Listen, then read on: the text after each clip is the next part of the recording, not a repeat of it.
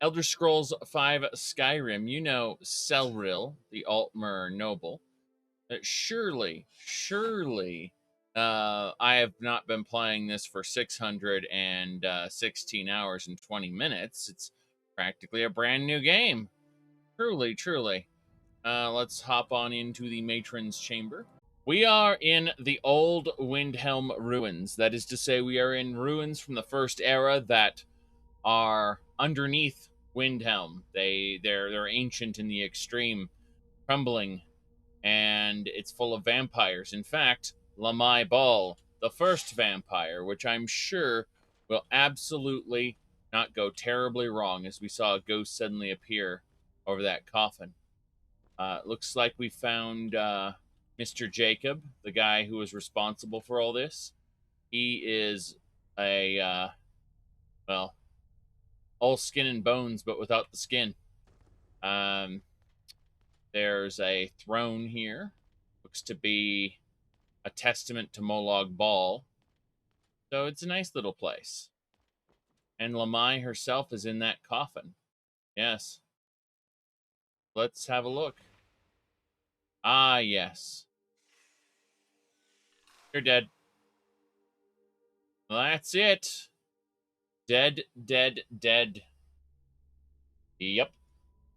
And the darkness behind me, the encroaching darkness, is the cat pulling the screen to the side.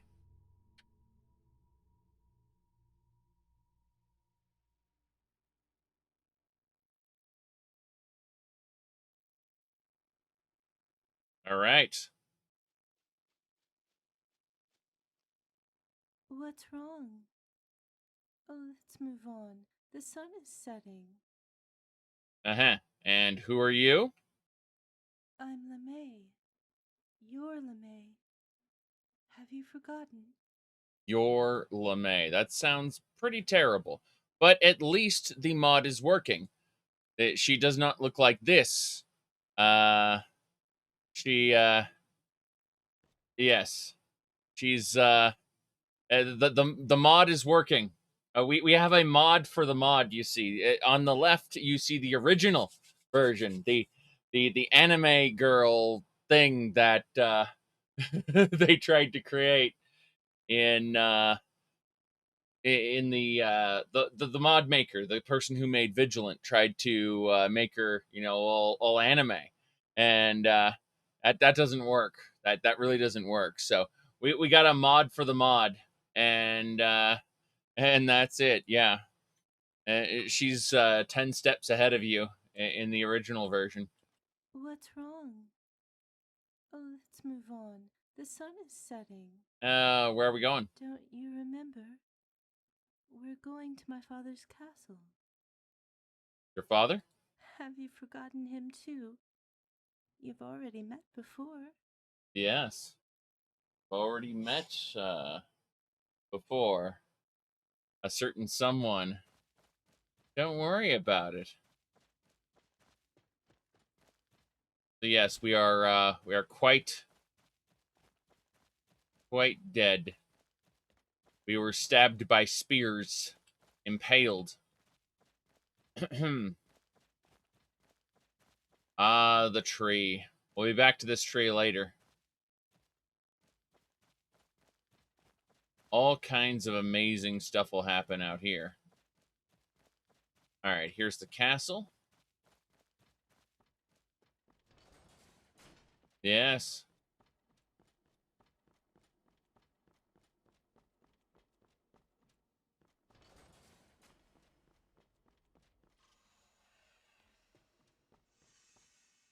Ah, yes, of course. Oh, it's our old friend.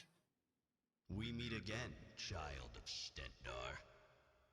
Molag Bal welcomes you. Don't you want to be with this girl forever? Her happiness is the will of Stendar, too.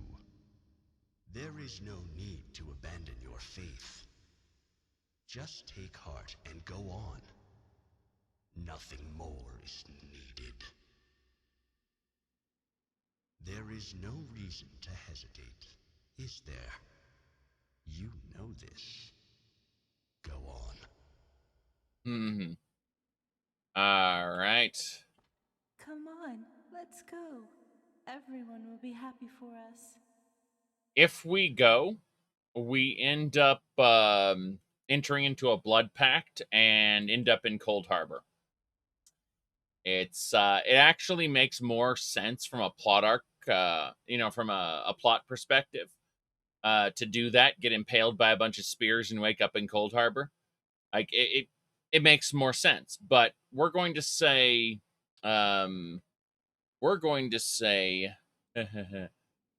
begone, monster. You don't belong in this world. Your eyes, so cold. You're just like him. Will you answer my love with a dagger to the heart, too? You can't run from me. I won't let you. You will come with me even if I have to tear you to pieces first. And boss battle time. Level 100 Lamai Ball. Okay. Well, that ain't working. There we go. Teleported. There she is. Oh, nope. I don't think so. Blood bolts. Here we go. And enemies. Got him. Nope. I'm dodging all your attacks, thanks.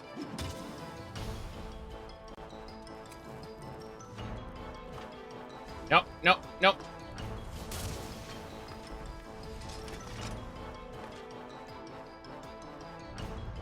I was trying to chop her head off. Okay. Woof.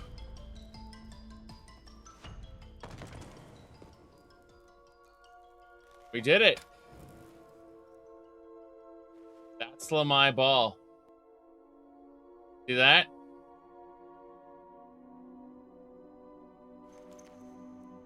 The Bard's Dagger. Run right through her heart. The Bard's Dagger. Yes.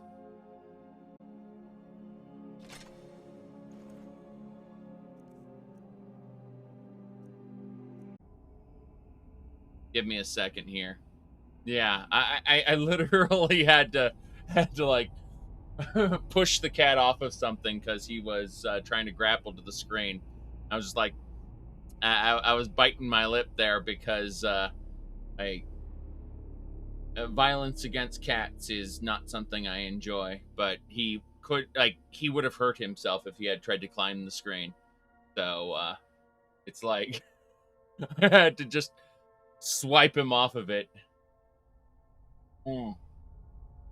Because she has no pathfinding. Yes, it's a something. Let's see.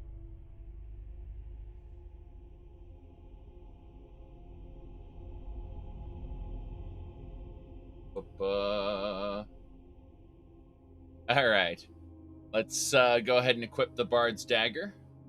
I'm sure absolutely nothing will go wrong. Too Late Blessing. The Too Late Blessing that you get from that dagger is a power. It's a weapon art that cures all diseases. You stab yourself with the dagger and convert 200 magicka into not having diseases. That's... Wait. If the Bard's Dagger cures diseases and Lamai's dead, then was she cured of her vampirism? I'm questioning all this.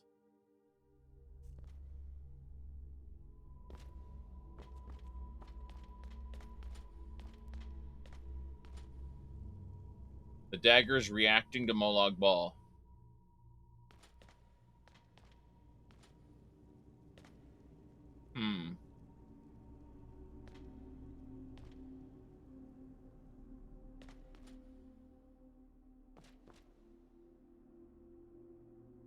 We searched Jacob's corpse already. Rise, Lamay. Rise and sink your fangs into the flesh of this mortal, and I will let you dream again. There we go. She's back. But I have the Bard's Dagger.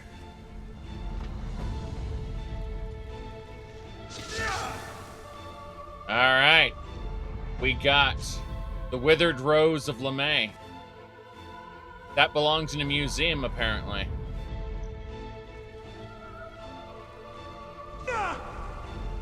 Okay. So she just keeps coming back. And she teleports.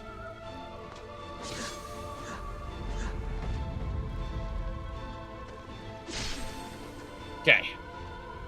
Now for the one responsible. You! Argonian Curse of Molag Bal. That's it. We stabbed.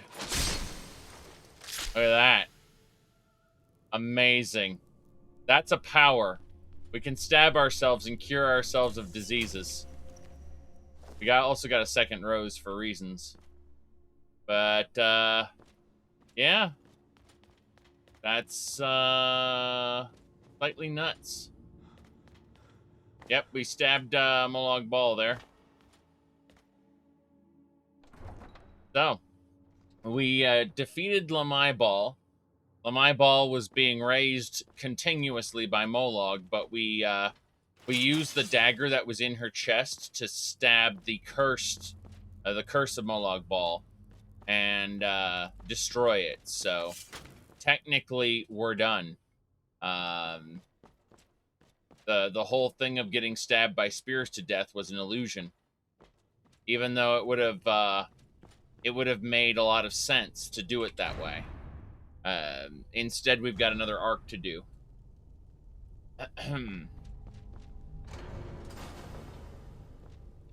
Yeah, this Bard's Dagger is very interesting. We're going to go back to our hammer, however. But if we run into any more of Lamai's creatures, we'll deal with them using that power. Oh, cool. We can get out this way. Yeah, so this is the way in, and that's the way out. Got it. Old Windhelm Slums. Yes, this is an ancient buried city that was under Windhelm itself. Crumbling ruins of an ancient time.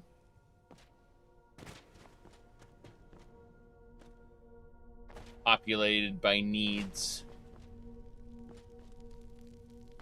Alright.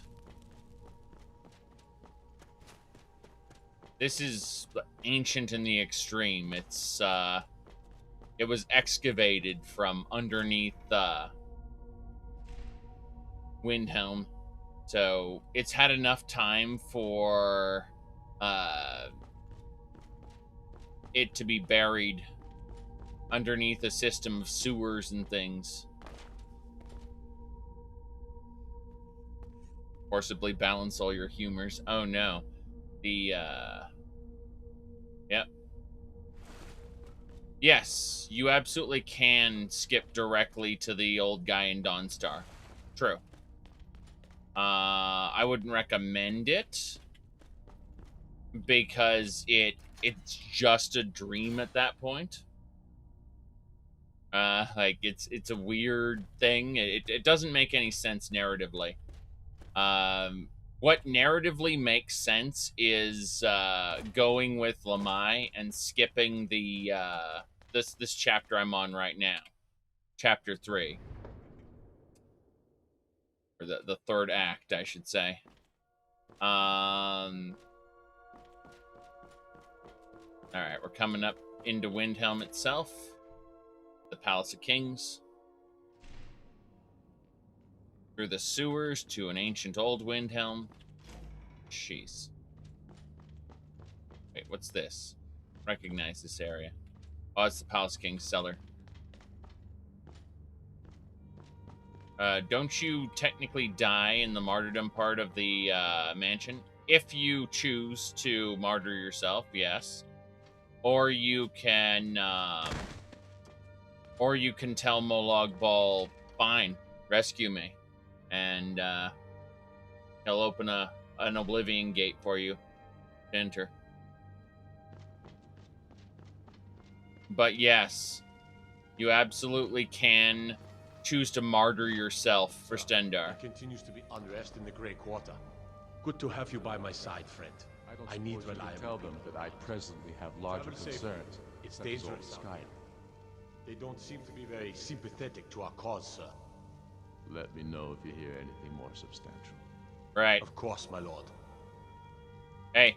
I'm not much of a strategist, but Lord Ulfric listens to my counsel all the same. I solved your vampire problem. Oh, I'm truly grateful to you. Please accept this as a reward. It's not much, but I still want you to take it. Also, I told some of the vigilants passing through the city about the Temple of Stendar. They should have arrived there by now. We are counting on your assistance in the future. Stendar be with you. 2,000 septims, it's fine. If you'll excuse me, I must return to my duties. Yes.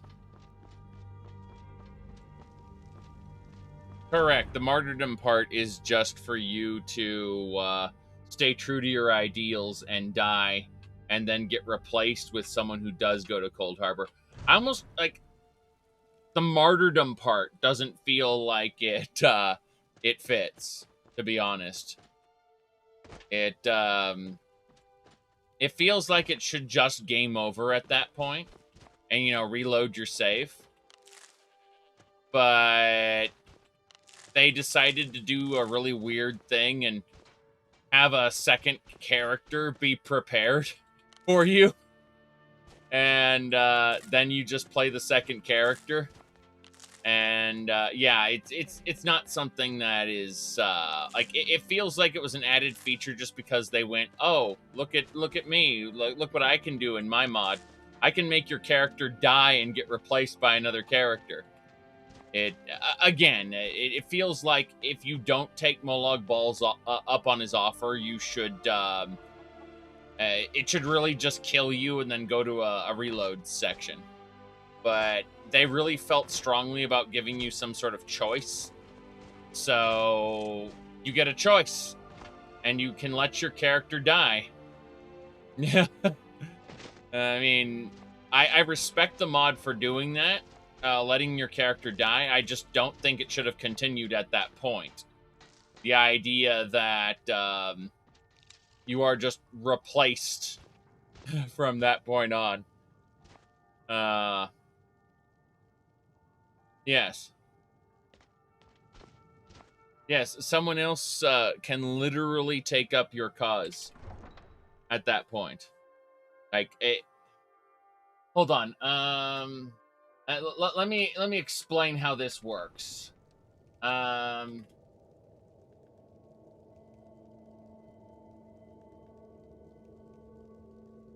me pick this up. Okay.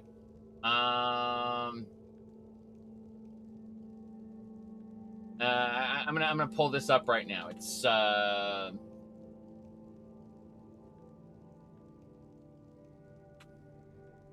okay. I found it. Hold on.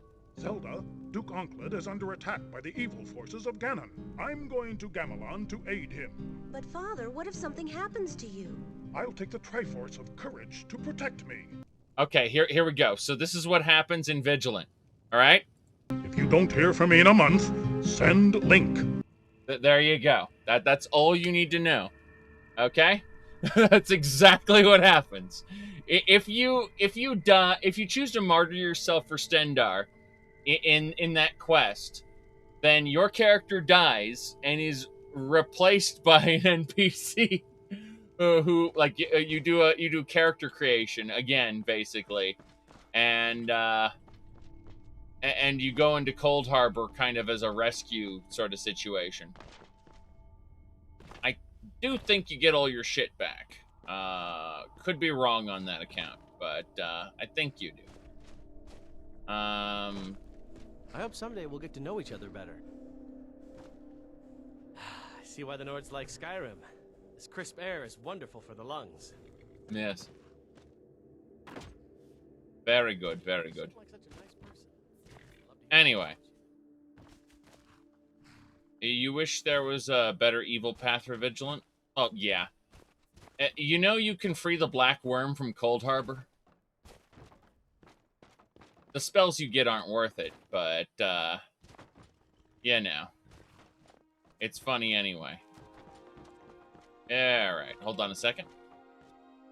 I'm just, pushing a cart around. Okay.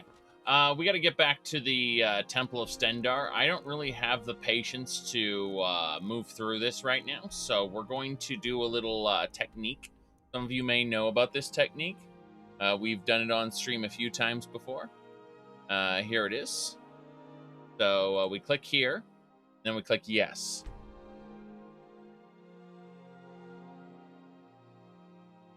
There you go. So even though the world is huge, you can select anywhere you know about on the map and instantly fast travel there. This gets you right to the fun. Fast travel. Fast. You find the Vigilant spells pretty overpowered? Well, yes. The reason you find the Vigilant spells pretty overpowered is because you're summoning bosses to fight alongside of you. They're kind of like cheat codes that unlock as you proceed through the campaign. Yes. This is the Temple of Stendarr. Looks like the Stendarr people are back. By the way, up here, this owl statue is actually the secret debug room where you can get access to all the stuff. Just in case, like, you fucked something up somehow.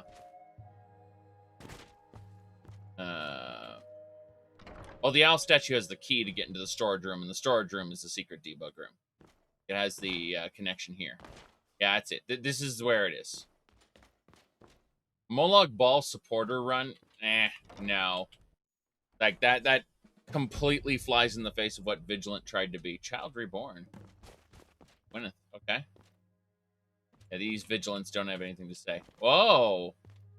The Keeper's back! Yeah, I'm apparently the Keeper. Don't ask me how that works. Yes. You've taken to only using carriages to fast travel? I've done that frequently in this playthrough. I've just... You have to understand something about this particular playthrough.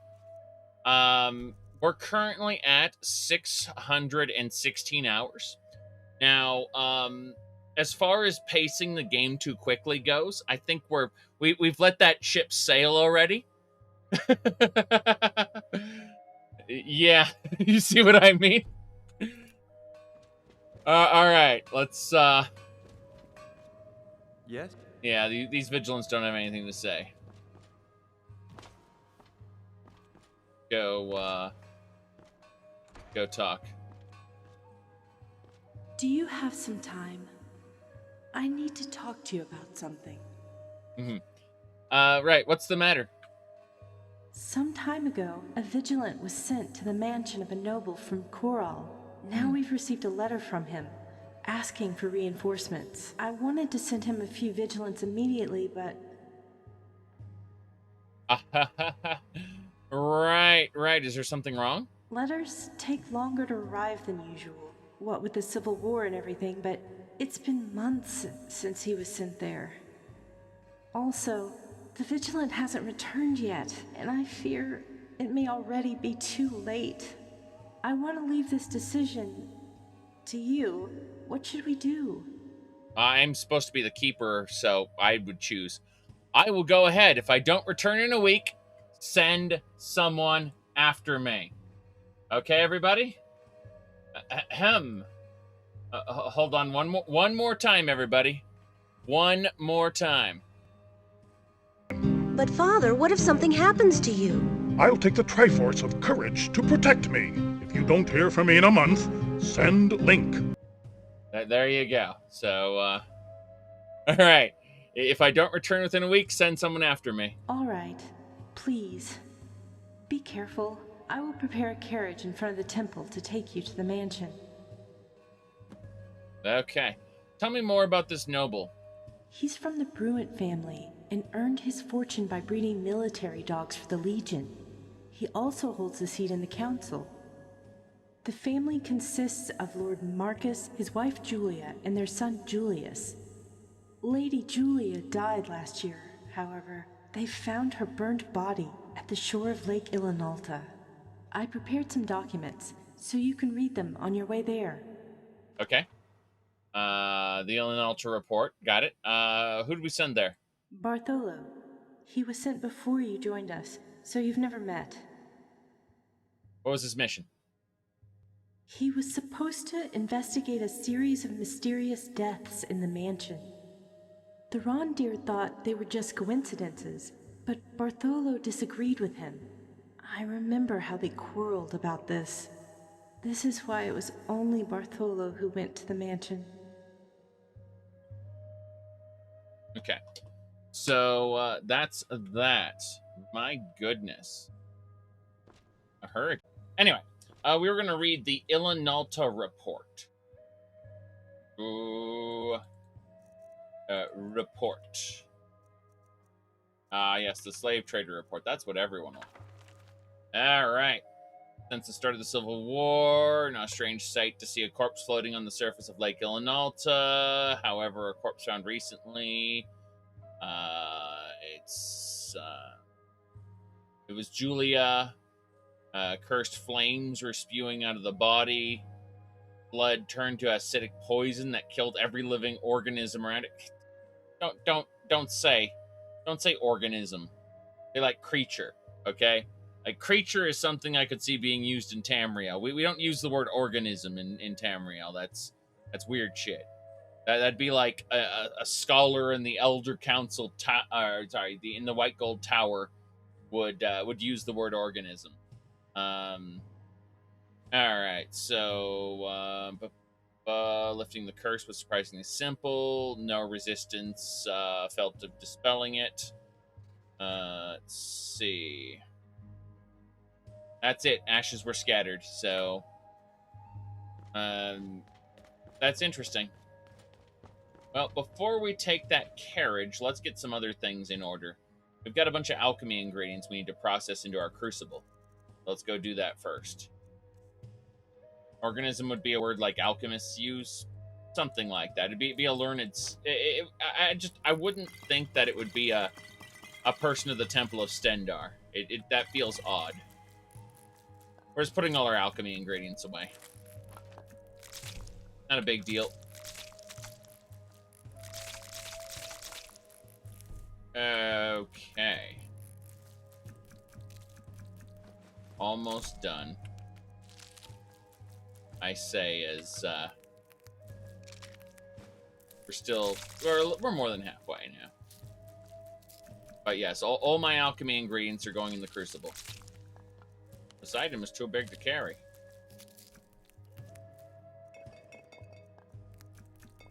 Okay. Let's go ahead and equip our amulet. That is to say, should be... God, I forgot what it was called already. Waystone, there it is. Okay, equip the Waystone. We're in a pocket dimension. We can slip into it whenever we want. The rest of the world just kind of freezes.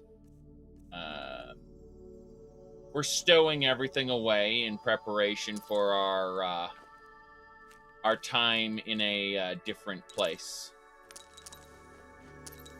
We'll be able to use this pocket dimension, for sure. But,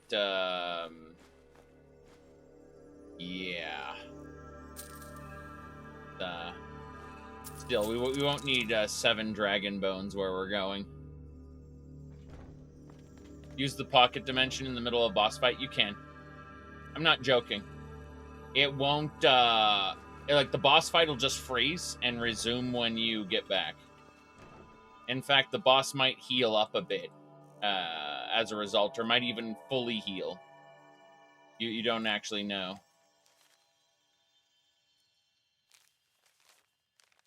Yes. It doesn't feel like a religious word.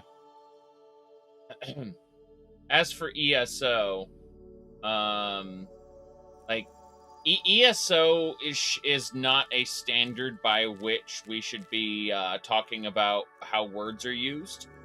considering Lyris Titanborn said the word calculations. And she's a big dumb Nord lady, swing axe. I don't understand what you're talking about type person. Hold on.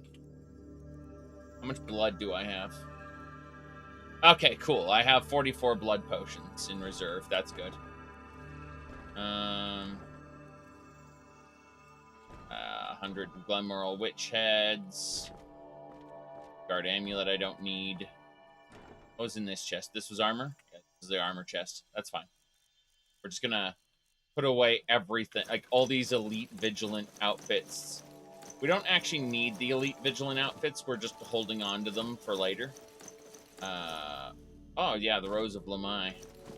That's serious business. Okay. That should do it. We're going to hold on to the Bard's Dagger for now. But, some other stuff, like the Rusty Great Mace, can be put away for now. That should do it. We are in a better situation. So we're going to quickly save the game. We're going to scroll down and we're going to replace something, like, let's see. Yeah, this one will do. 381 hours in, we'll replace that save file. I occasionally just will replace an old save file that I look at the thumbnail and I go, I don't need this. If it's an important character I'm standing in front of, yeah, I'll hold on to it, but, you know, is what it is. Alright. If we believe Daggerfall, the oldest magical science is necromancy, but that got retconned. Alright.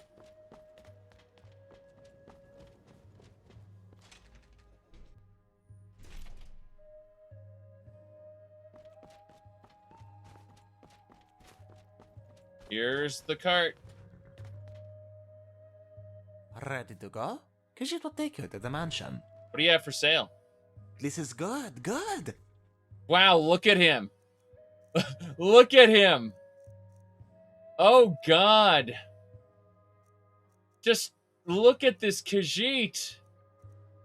Oh, my God. You have 1,700 save files? No. No, it increments the file number every time I overwrite one. I have closer to 300 or 400 files. But it still increments the number up every time I overwrite another file. Arl Decoy. Hide Self. Those are kind of nice. There's another old Histus Flask. I actually want to buy the old Histus Flask right now. So I'm gonna hold off and have a chat with this Khajiit in just a second. We're actually gonna do a couple things. So step one, we're going to equip our gold sapphire necklace. Step two, we're going to equip the Mask of Clavicus vial. I'm not entirely sure where that is. Should be... There it is. Okay. Next... you know, it could potentially break the game if I had that many stored. I mean, remember that every playthrough is its own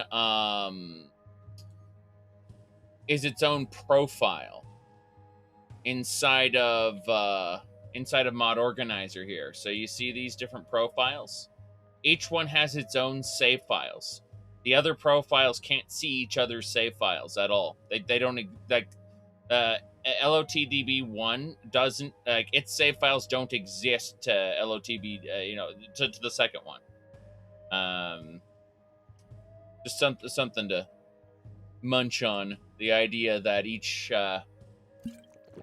thing is individual. Yes, I drank one. About that.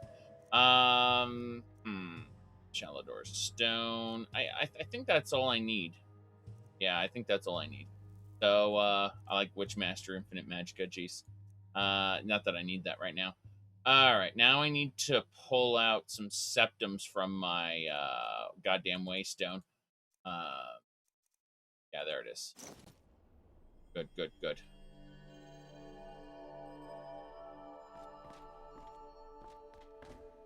But as far as breaking the game goes, I have a fix for that whole thing of where there's, if you have too many saves, it doesn't display properly. There's a fix for that. All right, let's see. Oh, yes, the septums are in this. Just gonna pull out a bunch. Like, I have 60,000 septums on me, so, you know, pulling out, like, 6,000 barely makes a dent in that number. The other necklace, where is it? God damn it. It was... I'm being silly. There it is. That's the one. Okay. Damn. He's... Oh, God, look at him. This is good, good. Jeez. I just want the old Histus flask, which is good. Good. Our old decoy hides self. Yes. And I don't think I need any of the other items. Like, I don't need any of this food necessarily. I'll buy the sugar just in case, because it's nice to have. But, yeah, it's, right. Bell. We'll learn these. Good. You already know hide self. Of course, of course. Then... Hold on. There should be a flask over here. Yeah, I got my old Histus flask now. That belongs in the museum. So. Again, there's a fix. I could have like 3,000 save files and it wouldn't matter. But I get what you're saying. All right. It might be closer to 500. I don't know, but like it won't break the game if you have fixed it, basically. Okay. Let's go. There's no... Oh, I have to click on the back of the cart. Okay, that's fine. I was worried there for a second. Hello? It's weird. You gotta, like, click on the little ladder. Like, you have to click on this, specifically. The honors are nobles, so you should be on your best behavior. Khajiit says this in case you forget. Right. Okay, so we're going to go into the manor. Let's see here. Ooh.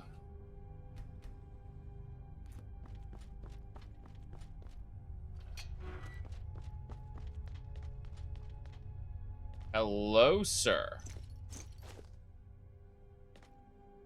Welcome. We have been waiting for you. Please, follow me inside. My lord will meet you there. Hello, Ball. It's very rare to meet an alien these days. Like the rest of my people, I am just a shadow, a remnant. Nothing worth talking about. Well, Ball is a sinister name. It's not that unusual. It's a common name for an elf. Letter came from Bartholo about one of our vigilants. Master Bartholo was also waiting for us inside. Please, come in. You could call him a piece of Ball. He is not Molag Ball. If I may invite you in, my lord is waiting for you. But he is also Molag Ball. Okay, I have to equip the Bard's Dagger.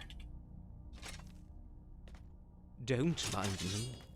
If I may invite you in, my lord is waiting for you. We're gonna save the game, and then we're going to attack him with the blade. Don't mind me. If I may invite you in, my lord is waiting for you.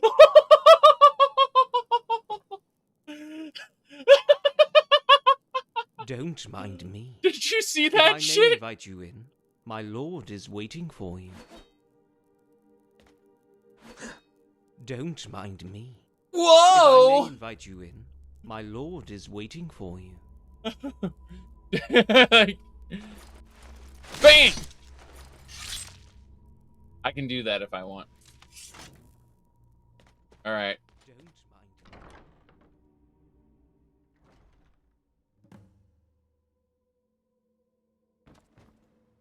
Followers cannot accompany you here. Damn right they can't.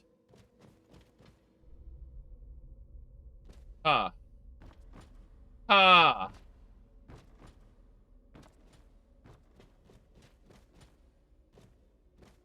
The Horn of Stendar's reacting to something.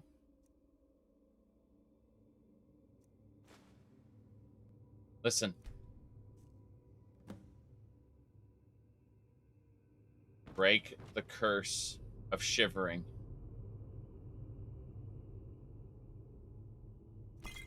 I'm extracting his blood and flesh because I can, but his key, his note.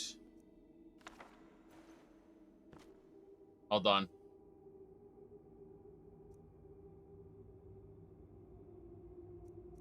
Oh no. Wait, I had Jacob's note before? Ah, the maiden statue, yes. Marcus's note. My tears, they won't stop. All I can feel is hate, and yet I'm drowning in tears. My beloved son Julius is no longer human. He's a child of oblivion. It's all my fault. Yes.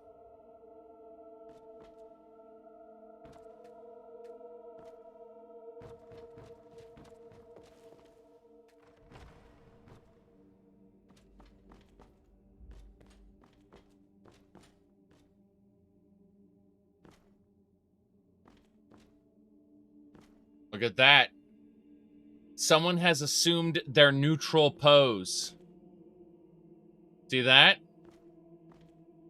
But they're gone.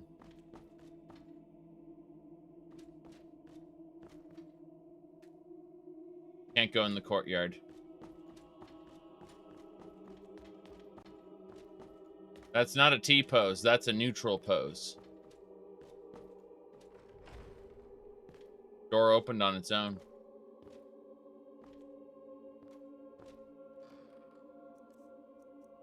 I'll take the butter and the wine.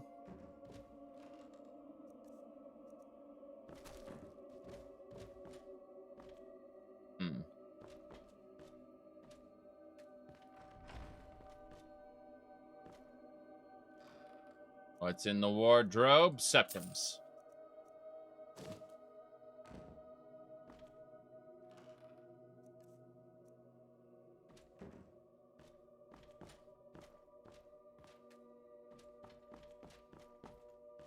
The neutral pose indicates they don't give a shit about you. There's a mannequin, it looks like. Gone.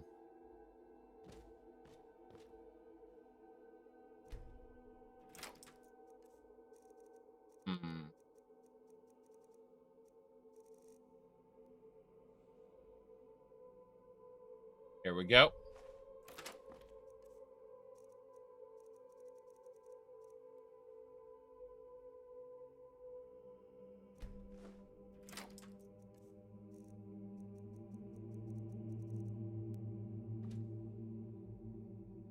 We're just unlocking each of the bookcases.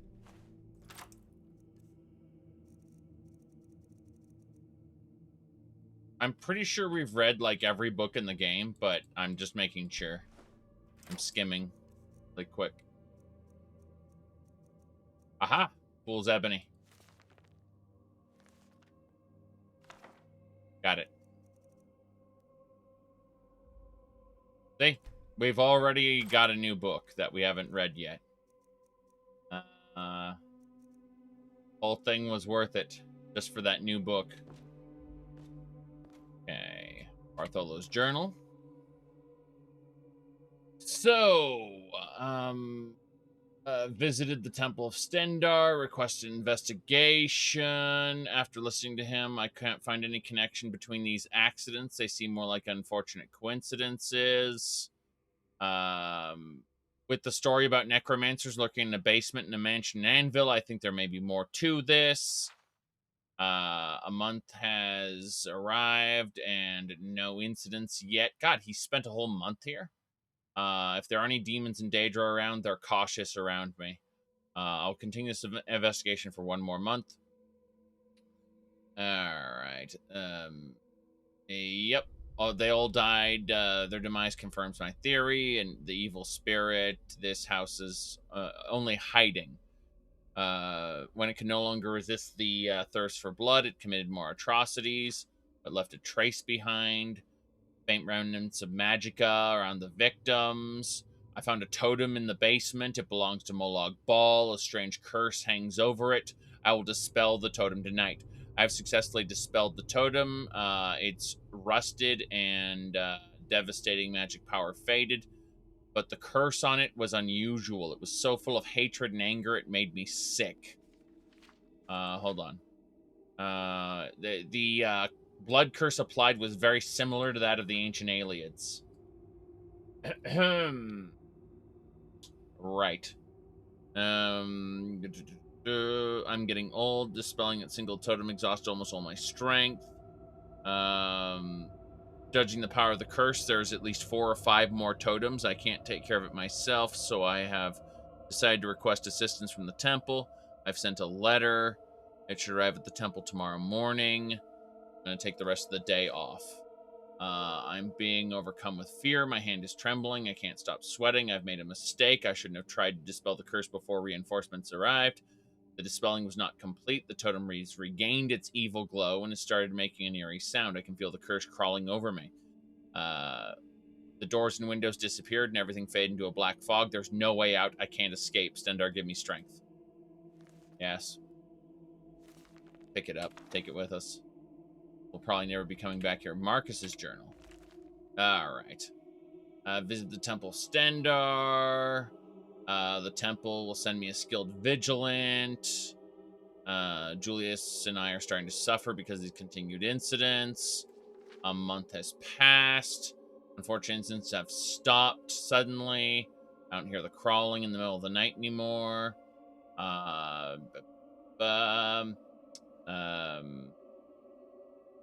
Yes, Julius is avoiding the vigilant. Right, the butler is dead. Killed by dogs. The butler who let us in is not the same butler. Yes. Ooh. All right. So, the maid Patricia committed suicide. Oh, here we go. Apparently, Ball, the butler, found her dead. So, different guy. She always seemed fine. The cook went insane. Right. So everyone's dead. Bitten to death by a skeever. What the hell? Bartholo acts strangely. Bartholo won't come out of his room. I tried to speak to him, but there's no answer. He's still in bed. Julius has been praying in front of Bartholo's room. He avoided Bartholo for a long time, so what changed his mind? And those I don't care about.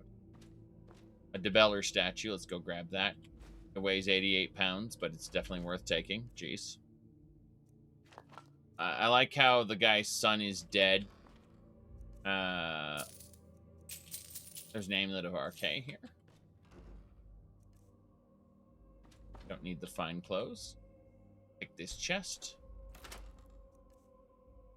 Septums. That should do it. Judgment. Wait.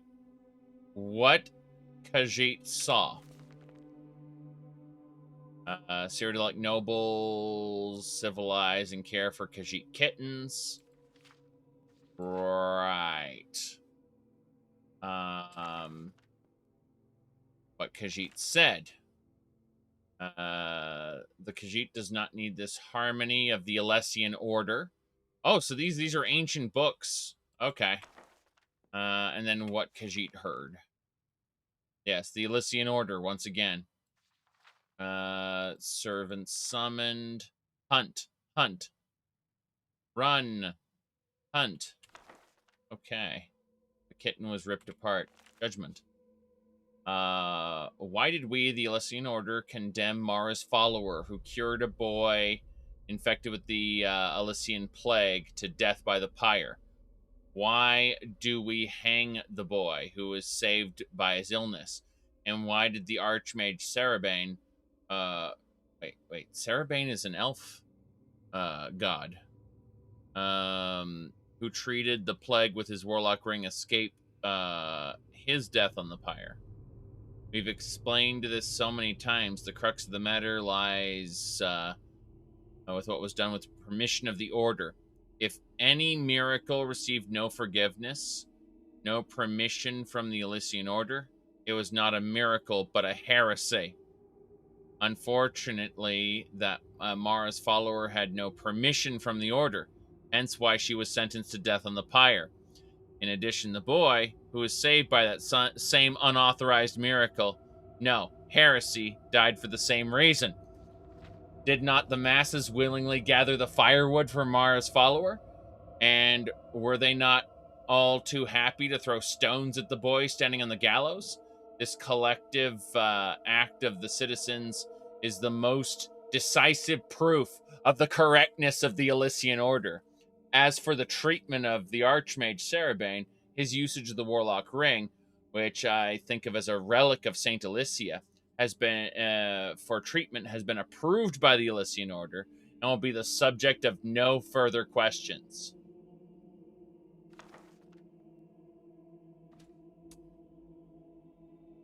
Yeah.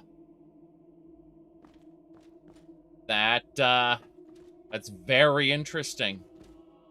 Like, they have ancient records from the Elysian Order here in this mansion. Okay. Things are getting fun. I'm going to continue making separate saves, though. Go down here. There we go. Okay.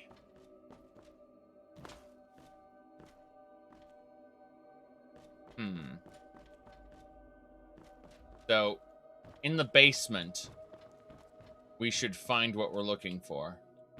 That is locked. This area... Yeah, it's a damn shame that the owner of the mansion's dead. There's so many statues or armor. Like they could have an entire army, or at least an entire regiment, just wearing this armor. Okay, we can't go to the courtyard yet. We have to get to the basement. I don't know how we'll get there, but let's see here. Courtyard. Basement. Basement's... Wait, was that the door down to the basement? Because the totem's down there. Yeah, apparently I don't have the key. I think I gotta go back up, and I think that near the journal I might find a key. That... Yeah, let's see. Spigot. I'll take the inkwell and quill, because I can use those later, but... feel like something off. Oh! There's one of the totems. Ready?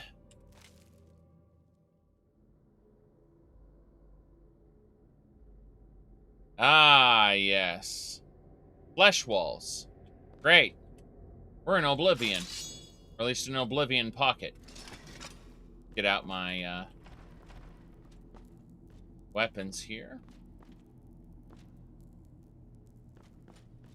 Welcome to Silent Hill.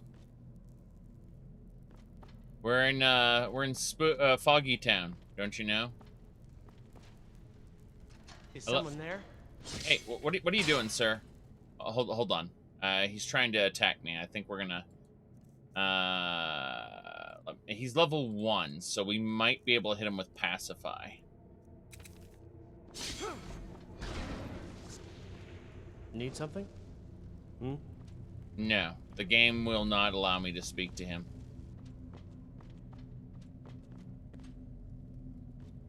But he's already dead. Yes?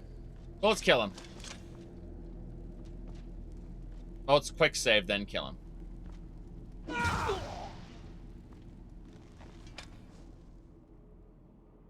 I like how I can extract his blood. He's not actually alive. He's some sort of apparition in this place, because his physical body we found outside, dead. We know that this is just an echo of him.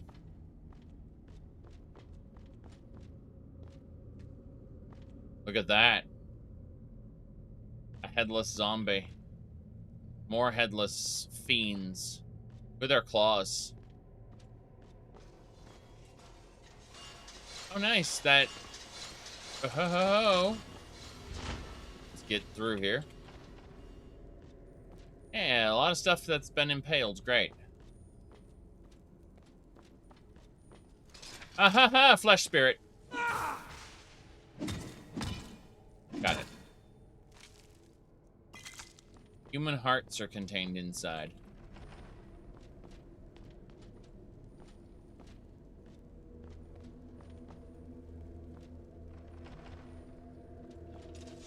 Here we go. Bloated victim.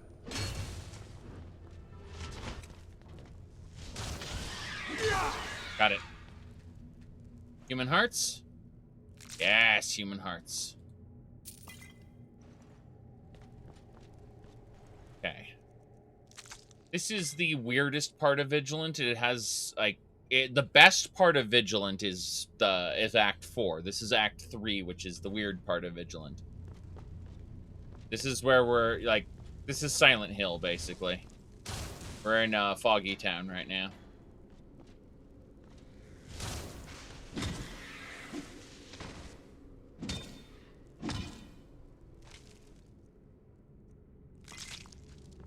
Yeah, the best part is yet to come. I would argue that Act 4 of Vigilant is the best experience I've had in Skyrim, period. But there are, let's just say, acts in the way of that. Heather is dead. Read her note.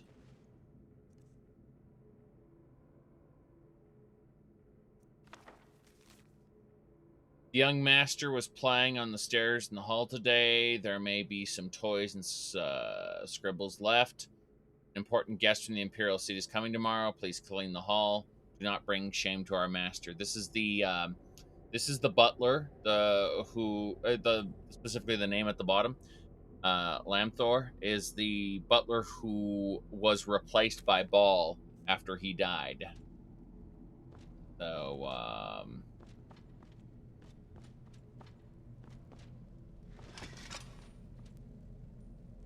here we go. Blood curse larva. Is that it? Just one? Oh, I hit. Okay, yeah. Yeah, it's just this is just one big larva. Okay. No, that area is broken off. This isn't the actual manor. This is a twisted, cursed representation of the manor. It's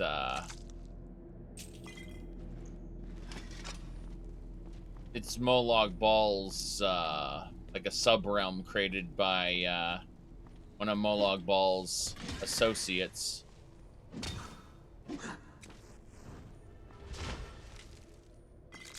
My working theory is Ball is a piece of Molag Bal. That the bard... Remember when we killed Lamai Ball and we got the bard's dagger out of her body?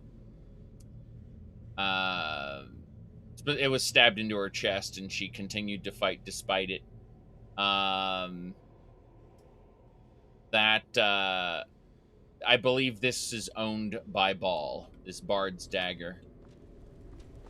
Okay.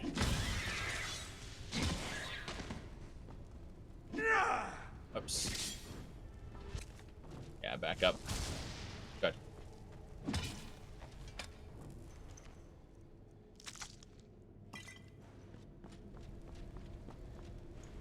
Okay.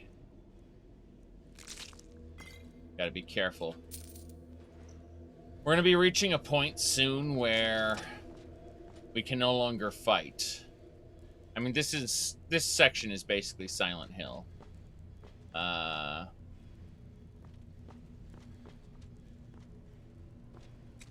Wouldn't that make the Bard's Dagger one of Molag Ball's artifacts? I mean, come on now. It's not like this Bard's Dagger has any powers, right? I mean, that wouldn't,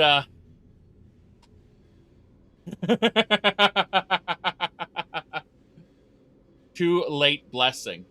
See, it was stabbed into Lamai Ball after she became a vampire, meaning it was too late to cure her of her vampirism. It's too late.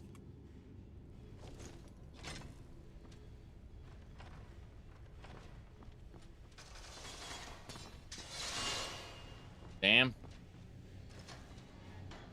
And we got level 100. Yeah, I'm just gonna need to...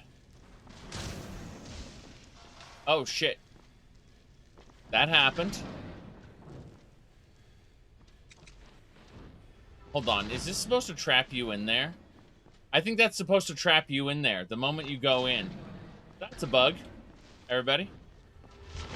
I mean, I'll just TCL through it because, you know, command console exists. But, yeah, it's supposed to trap you inside. And I messed with it by entering and leaving really quick. Oh, wow, there's a shield over this altar. Is that a sigil stone? I think that's a sigil stone. Hmm.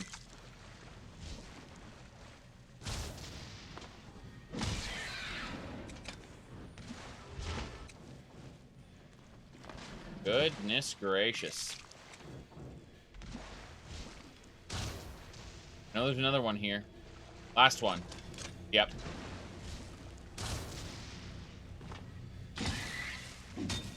Come on.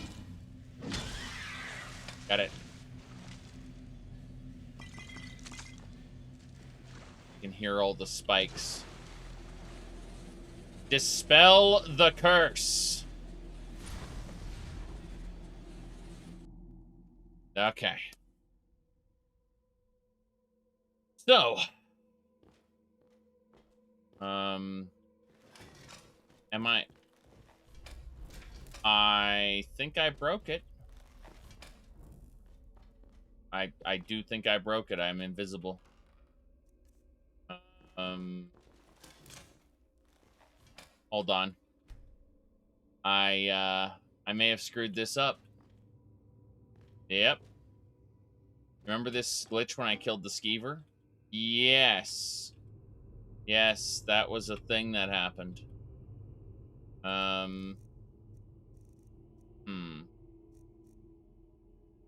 Molag Ball's gift of permanent invisibility. Yeah.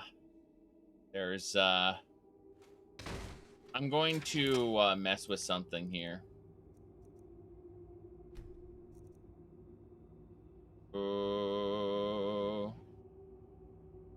If you die, I didn't die. What are you talking about? I did not die.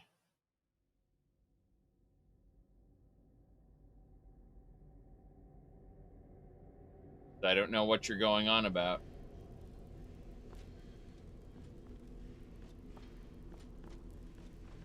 All right, let's just let's test this really quick.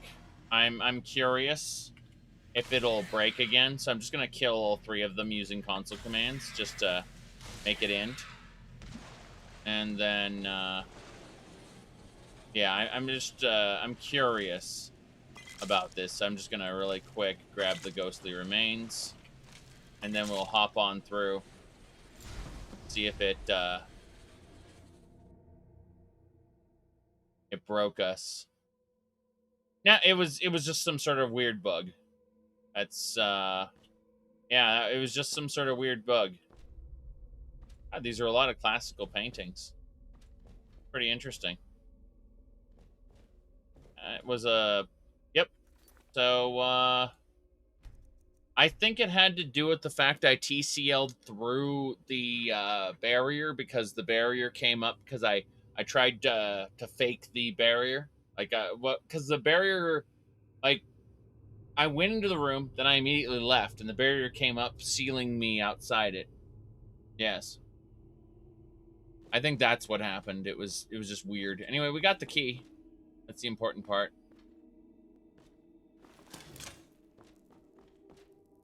Did a vampire actually break the curse of Ball? Yeah. Absolutely. Vampires can do basically anything. They can just, the only caveat is when they die, if their souls aren't otherwise spoken for, they will be naturally drawn to Molag Bal's realm when they die. However, the souls can be spoken for otherwise. Like, they could make a pact with Nocturnal, for instance. It's funny, a lot of people just assume that the Dragonborn, their soul's going to be fought over by a bunch of Daedra, but in reality, just because you did a favor for Molag Bal in the House of Horrors doesn't actually mean your soul is going to Molag Bal. Likewise, just because you may have done Vermina's bidding at one point and saved the Skull of Corruption from being destroyed, does not mean your soul is going to Vermina, right? Ultimately, if you were to make a no, vampires aren't properly undead in the Elder Scrolls. We have mods that fix that, thank God, but alas, a lot of vampire conventions don't function properly in this. I like how there's a person standing at the end of the hallway. Yeah, there we go. He's, yeah, he binked out of existence. The door opened again. Been here a couple times.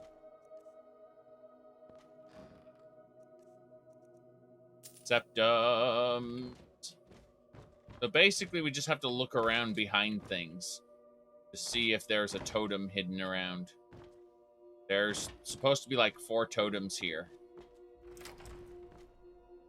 And, oh, dead. Ho. A note to Ball. Please don't tell such strange stories to the young master. I'm not saying this because you're an alien, but the education of a noble, there's simply no place for knowledge about black magic, and the people, have long since passed. I do not want you to tell him such things in the future, even if he asks. I just want what's best for the boy. Love letter to Ball. Dear Ball, I am very scared of the young master. Am I wrong? Those dark eyes of his, I feel like I'm looking into oblivion. Can't stop trembling. That's not a love letter. Do you mind stopping this trembling with your strong arms tonight? Okay, never mind. Wow. Yes, I'm trembling. Please, yeah, okay. That ending was not quite right. There's another totem. Here we go. Yeah, basically, the Dragonborn soul would go to Nocturnal if they completed the Thieves Guild quest. Just stupid. I don't like it, but that's how it would work.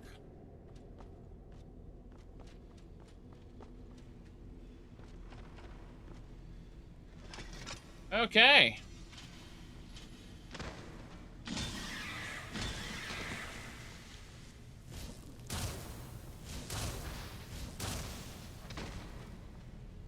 Whoops. It blocked. Okay. Hey, hey, hey. Got it. Bam.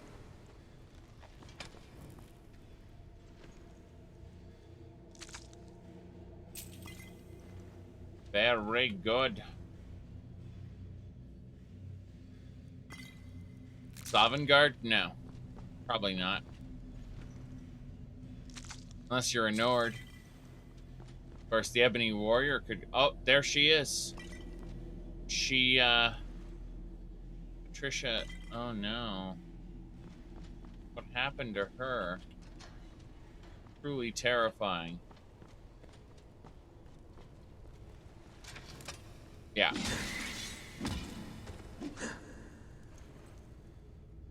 I mean, Sun can say that, but do you believe that in your heart? Do you believe in your heart that you're going to Sovngarde?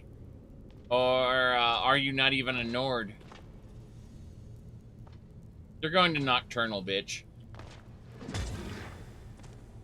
If you finish the Thieves Guild questline, you made a pact with a Daedra. The other quest lines aren't really pacts. They're just you doing the Daedra's bidding. You can do the bidding of almost anybody, and that doesn't guarantee... That doesn't equal a contract.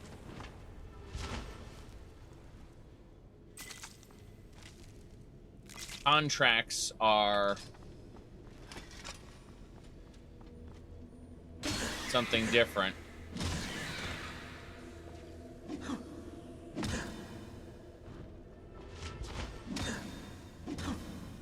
Okay. More human hearts, please. Each human heart is like basically a blood potion. So I value the human heart as an alchemical ingredient.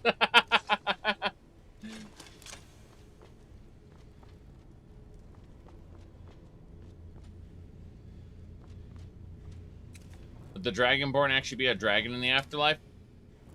Probably not. Though they're supposed to possess a dragon's soul, which makes everything kind of weird. Oh, platforming. Lovely. This is why we play the Elder Scrolls. For,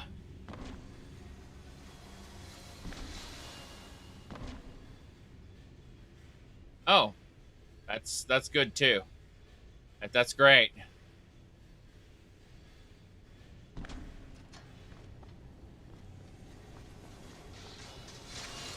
Aha, that bed had spikes. Yep.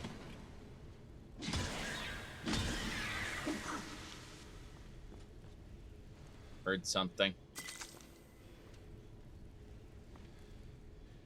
Yes, Sovngarde is a sub-realm of Aetherius. Correct. Yeah! It burns! That larva. Blood cursed as it is. The dancer. Yes.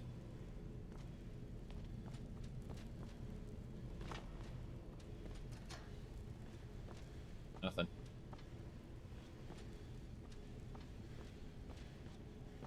Go to bed, they said. Alright. This is exactly why we play the Elder Scrolls. For,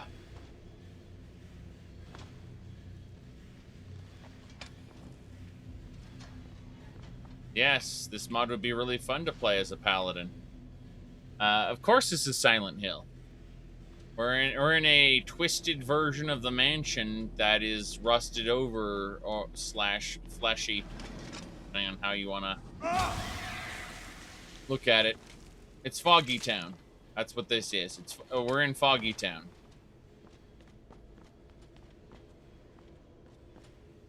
Okay.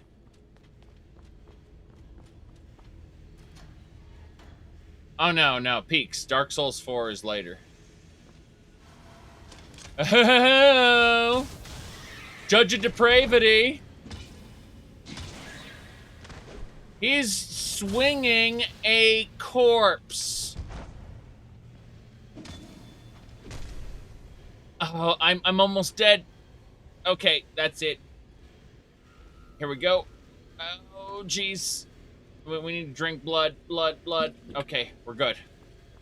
We're good. Oh, jeez. One hit from that.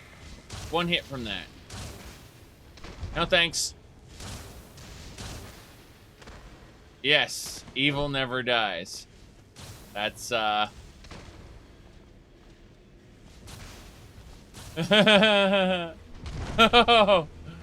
okay. Woo-wee.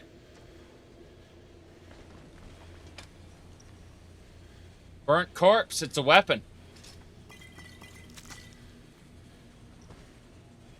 You're kidding, right? Hold on.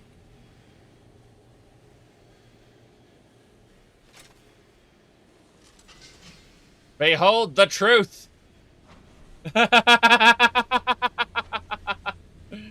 Yes. I like how my my weapon attack works as well. Oh well, here we go.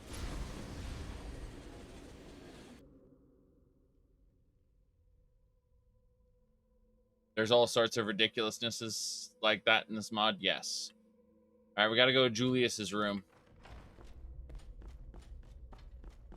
So we're out of Foggy Town, and we gotta go find Julius.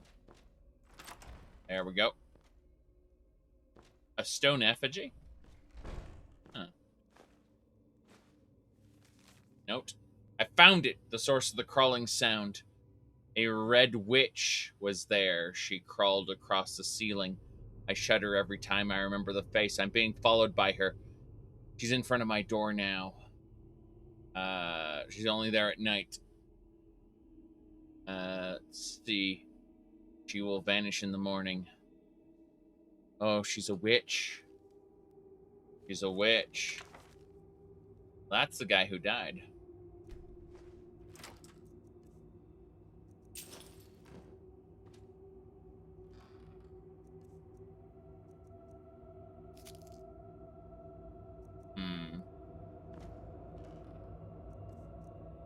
Can't make an effigy out of stone. Yeah, just you wait. Just you wait.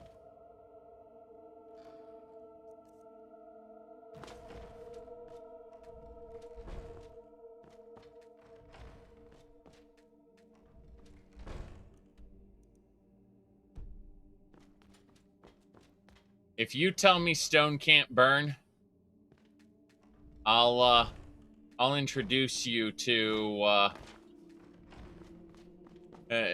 different examples in this game of stone burning.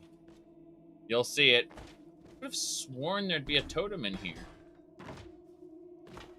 There isn't? Huh. I guess the key just lets me access any section here. Oh, hello. Wine. Let's grab this firebrand wine. This is rare shit. It's expensive to reproduce. The other wines are common, so. Well, the door closed itself. Dead rats and a basement key. We know there's a totem in the basement. We know that much. Oh, Hunting Brew mead. Hunting Brew got put out of business by somebody. I think they were associated with the Thieves Guild. Doesn't matter.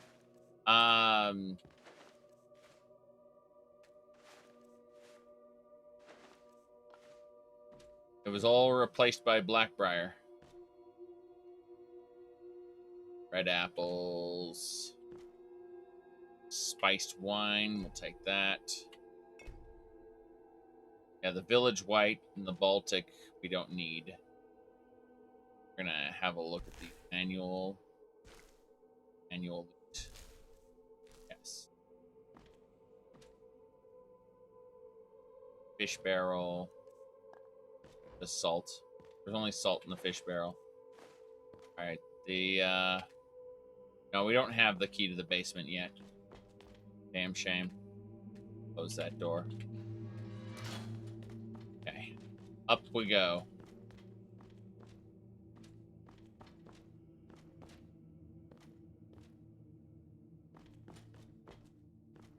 Can't open that door.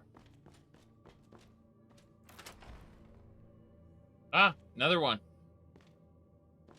A dwarven spider. The gyro in it. A mini centurion. Statues. Oh god, the frame rate tanks when I'm looking at those. I sense a presence. Oh, there was a there was a corpse on the bed. Art of the Iliad. Let's see. Captivity of Need. Oh no. Let's see. The Iliad feared revolt of their slaves. They began to attack all the Nedic slaves, burned their houses, killed their men, assaulted their women and children, nailed prisoners to the wall. My goodness. Let's see. They cut unborn children from their mother's womb. Oh God. That's special.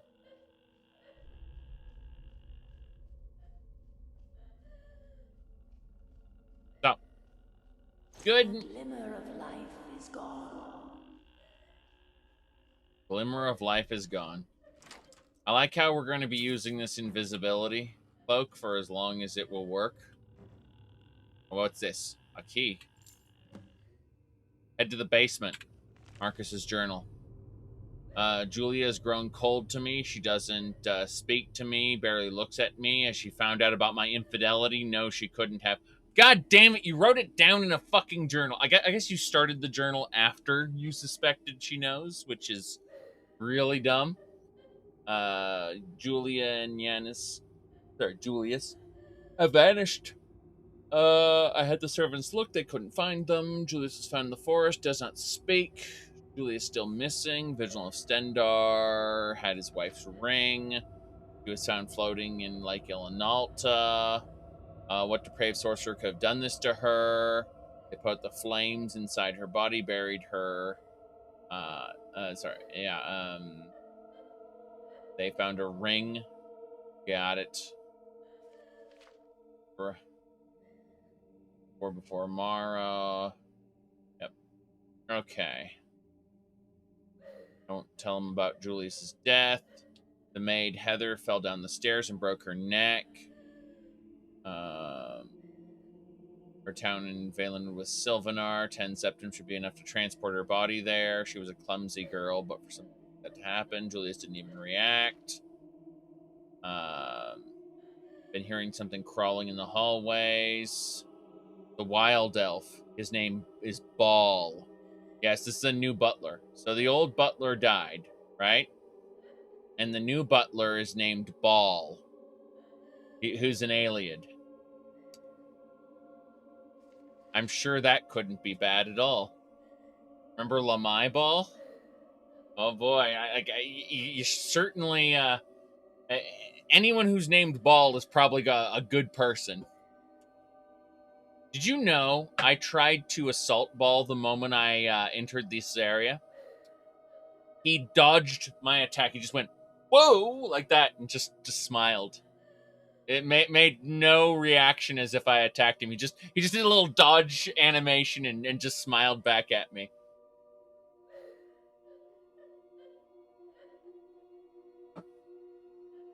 Anyway, let's see here. Yeah, grieving from Clifford's death. Crawling in the hallways, getting louder. Khajiit Gardner is dead. fell from a tree and slit his throat with his own gardening shears. More crawling. Nightmares. Julia gives me a red stone. It burns my hands and my arms to ashes. I scream in pain, but Julia laughs soundlessly. And Julius only looks at me. The red stone. We're going to be talking about the red stone quite a bit throughout this playthrough. It's a little piece of the divine, you could say. It drove a certain bard mad. It is everything and nothing. Anyway, we're invisible right now. We're using our invisibility cloak.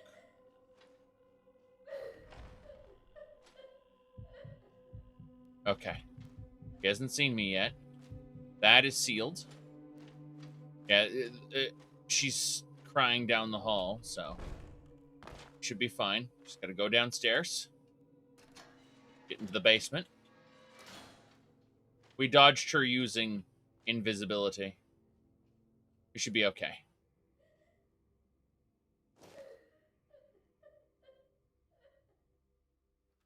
The last of the totems should be down here.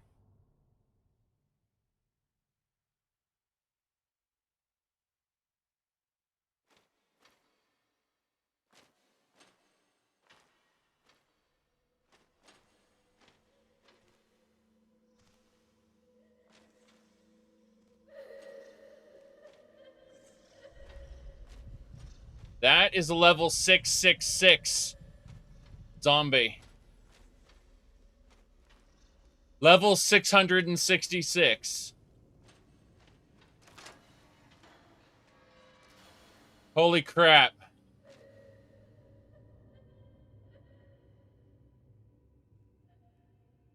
The TOS films weren't all great. We're in Cyrodiil right now. We're in a manor in Cyrodiil. But you can see the corruption spreading here. An alien named Ball, who we believe has a connection to Lamai Ball and Molag Ball, is up to no good here. He was serving as a butler, but he came around the time a bunch of people died and other people turned kind of insane.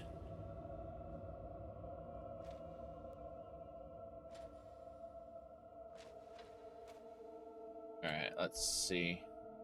Oh, we just gotta go down this way. Wait, what? Then head to the basement. Oh god, did I miss what I needed? Back this way?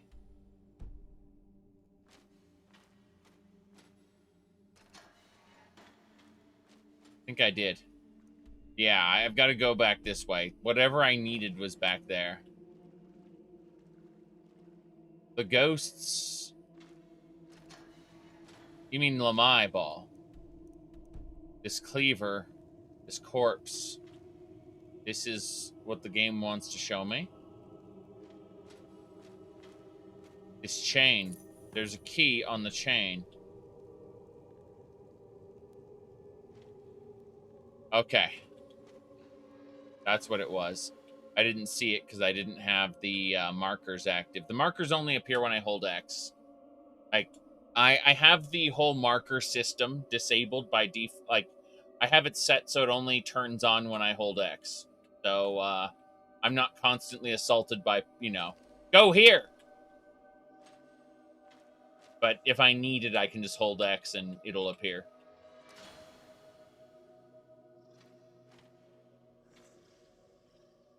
There it is.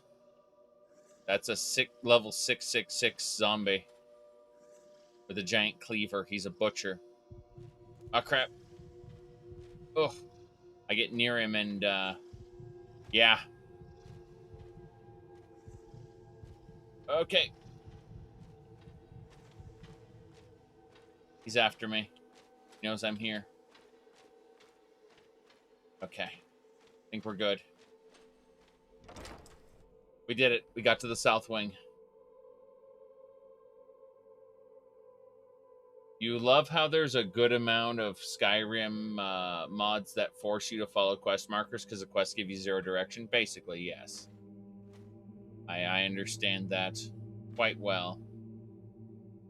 Alright. The ghost crying in these halls can't be killed. I sense a presence. Do you? Oh, crap.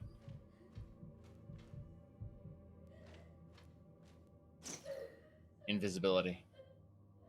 Okay. Dive into the side room. Let it wear off. I sense a presence. Sure you do. I'm sure you do. Julia is level 666. She entered this room, did not find me, so she's looking for me right now. Nothing.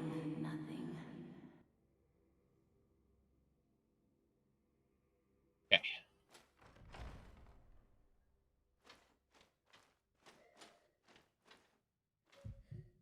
I sense a presence.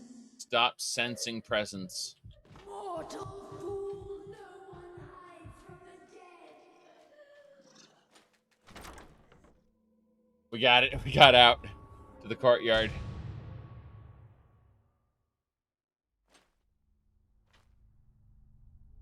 All right. I think we're fine now. Check the water. Little pond, I just want to make sure.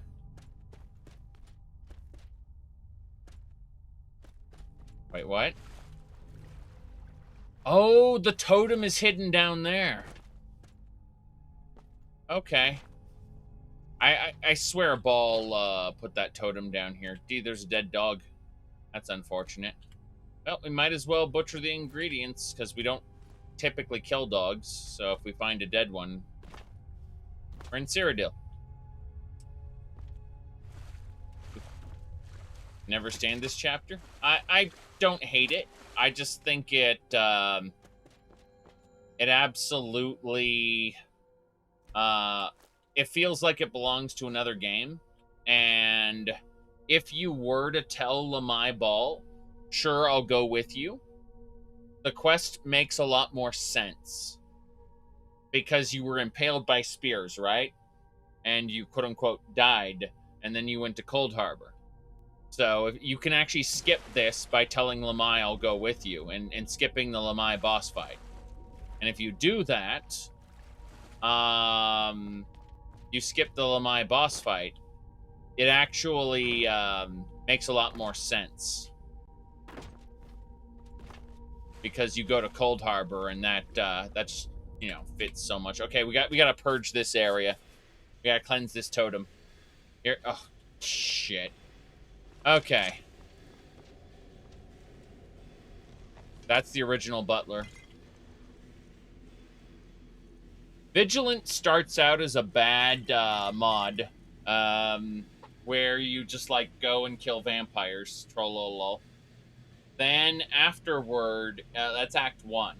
Act 2, you were betrayed, and you have to deal with the bad shit you did, and stop Molag Bal from invading Tamriel. Act 3 is this bizarre shit where you're in a house and there's an alien named Bal. It kind of like how you dealt with Lamai Bal in Chapter 2. Kind of, you know, you're dealing with an alien by the name of Bal, and all these cursed totems he set up around a house in Cyrodiil. And then Act 4 puts you in Cold Harbor itself, a dying realm, because, well, yes. Oh boy. Anyway, let's read this this note here. Chapters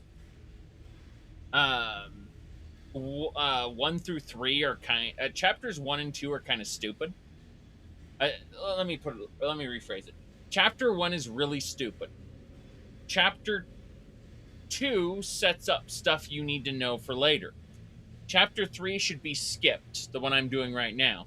And Chapter 4 is the best experience I've ever had in Elder Scrolls V Skyrim. Alright, here we go. I missed one of the notes. God damn it.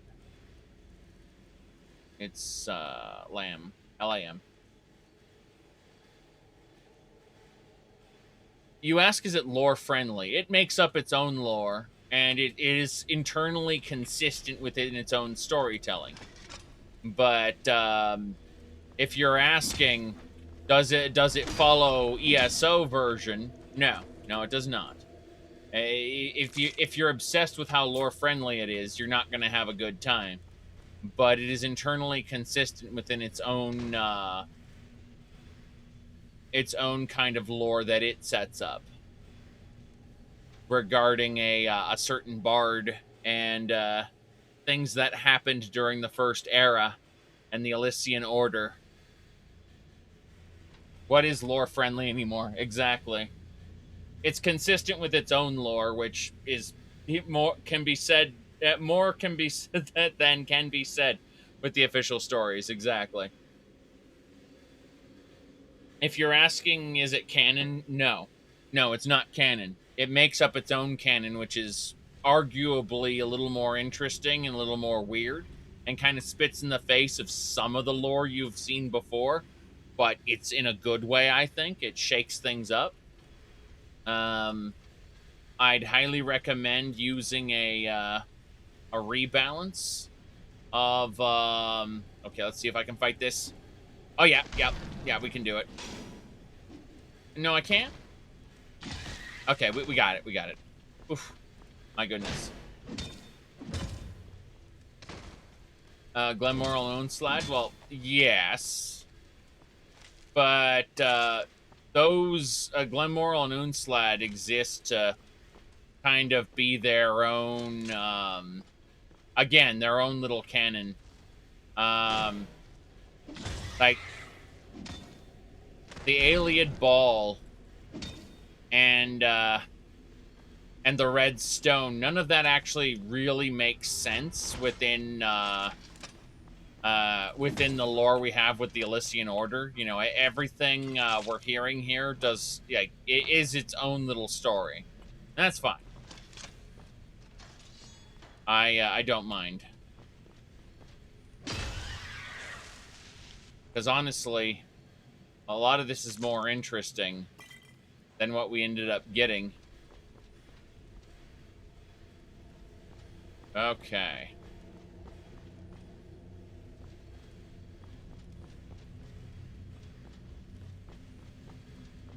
I mean, at the end of the day, it's fan fiction.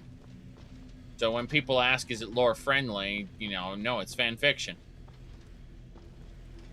Kind of really good fan fiction. Hold on. Oh.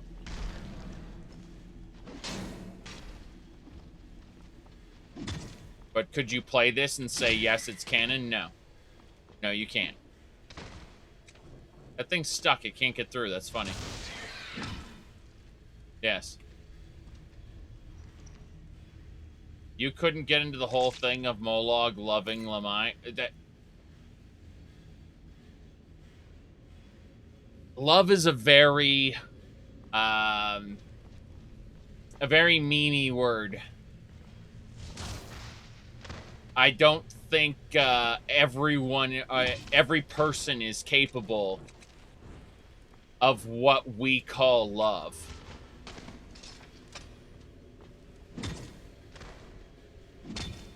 Yep. Magica sabers? Didn't Sotha still make those in the Clockwork City? Trollolo.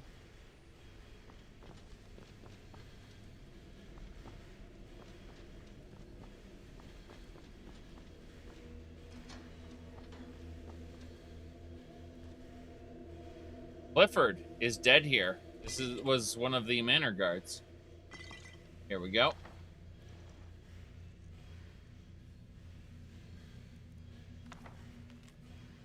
Yesterday, the young master threw some black doll into the pond. It's unusual, shining awful black in the water. I'd remove it myself, but I hurt my back recently. I'd like you to do this. I'll pay you back for the favor. I received a bottle of our finest quality wine. Shall we drink it tonight? Really? That's how Clifford died. He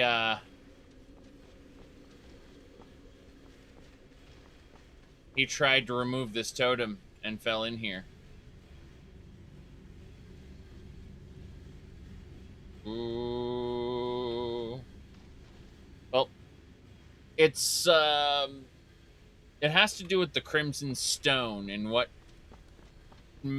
acts as a divine catalyst. The Crimson Stone is the key to all this. They keep dropping hints about the Crimson Stone, which, if you know, the Amulet of Kings is also a Crimson Stone.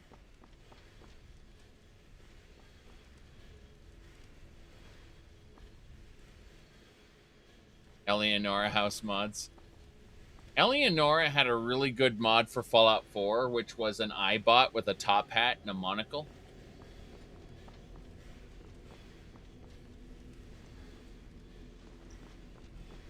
Let me see. I don't mind. I don't mind Molag Ball's voice. Okay, obviously I didn't get to where I needed to be. But yes, the idea of a divine's blood being used as a catalyst to perform the impossible, and what kind of effects that would have on the world as we know it. I've sworn I'm missing something here. Like, there's a door. I know this area is specifically... oh god, there's another of those guardians up there. We will deal with him in the fullness of time. Is this a jumping puzzle? Hold on. Hold on. That is not a door. Okay, I gotta go up here. This is what I need to do. I need to go up this way? Yes, that's what I need to do. I was silly. Yes. Okay, there's another flesh guardian. Whoop. These things can instantly kill you, as you can see. That was a bit on the painful side. We're just gonna do that. Nope. Nope. Got him. Damn! His arm got caught in that. That's pretty cool. That was Giant's blood. Yeah, this is an alien blood curse, apparently. Hold on. Yeah, we're fine. I can hear all those spears going off in the distance. It's somewhat terrifying, actually. Well. I dodged backwards. Got him. Victim. You dislike the level design? This is supposed to be a twisted, broken,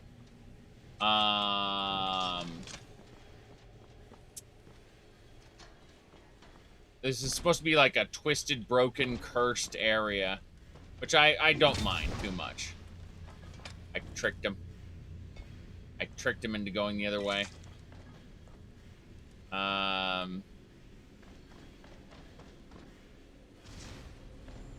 Jeez, that guy tried to use a spell on me. It missed, thank goodness.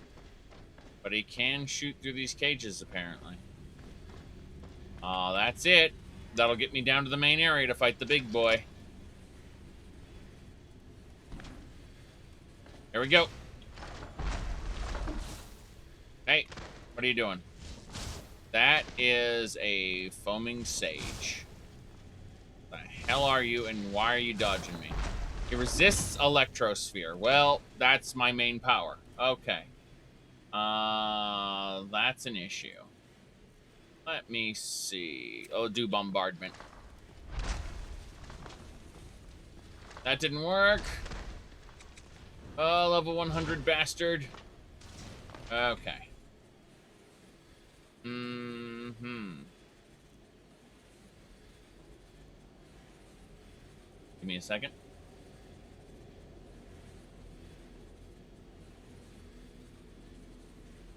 Okay.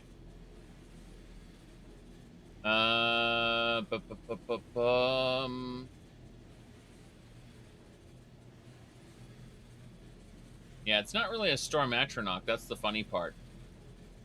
Like, change your offensive spell. But the issue is, I'm spec'd for lightning. I've specialized into lightning, as in, if we go to destruction and we see these big trees, you notice my tree is lightning. The other trees are frost and fire. So, I didn't care for Molag Ball's voice in ESO too much. He sounded a little too civilized in ESO. Just use Incinerate. Fuck it. No thanks. No!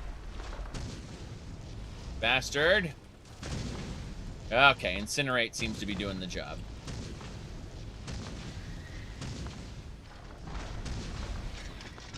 Let's get him clunked. Got him. We clunked him. Excellent. Let's do it. Oh no. It's the, wait a second.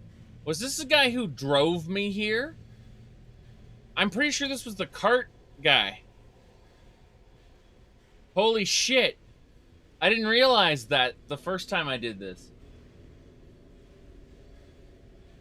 This is the guy who drove me here in the cart.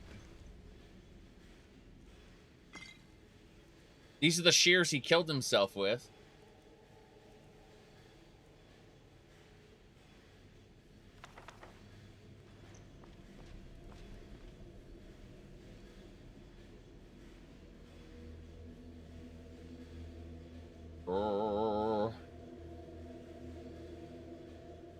Yes, exactly. Change Cold Harbor. Everything. Exactly. All right, let's go ahead and... it was... ZAQ. All right, I need to... ZAQ. There it is. Okay, first things first. Shears cut everything. A tree trunk, the armor of a mud crab, and soft flesh is simplicity itself. You told me you stopped taking skooma. Then why did I see you wandering the hallways at night mumbling to yourself? My goodness, you've even seen a ghost. Only want that's, yeah, I'll convince the master not to throw you out. So his shears really do that? No, they don't.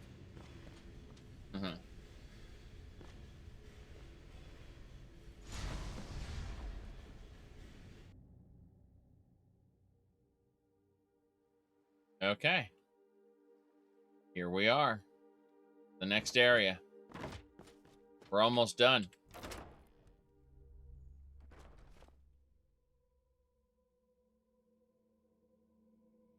What are you talking about? Cold Harbor in Vigilant is really good. Like, just it's people at it because it doesn't look cold enough, but that's an atmospheric choice.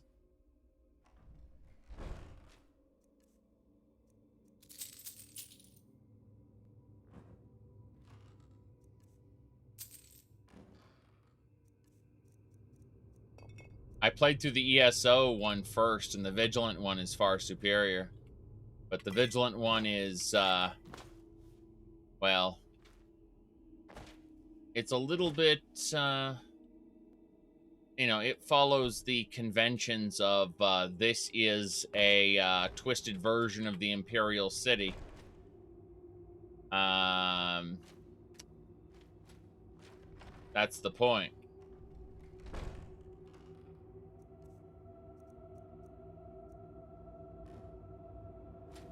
You see, Skyrim Together went back to closed source. Yeah, after the anniversary edition was announced, they decided to get back to working on Skyrim Together. I wonder why.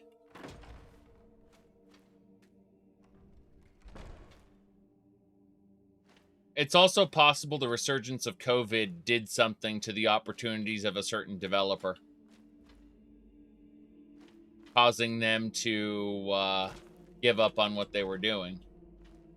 I'm just speculating. I don't have any proof for that.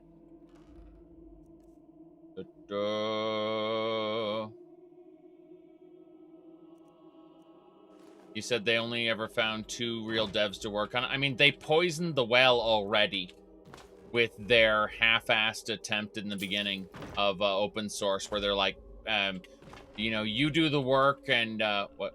Oh crap! Heather. Level 666, Heather. Ah, jeez. I'm going to die.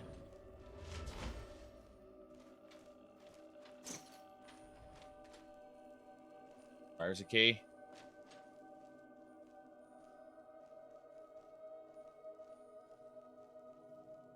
All right.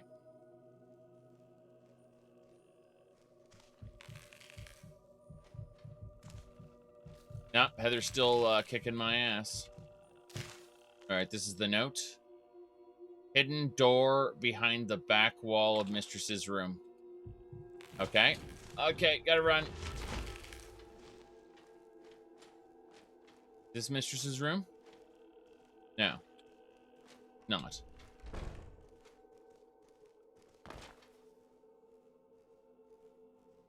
We're hiding. Yes.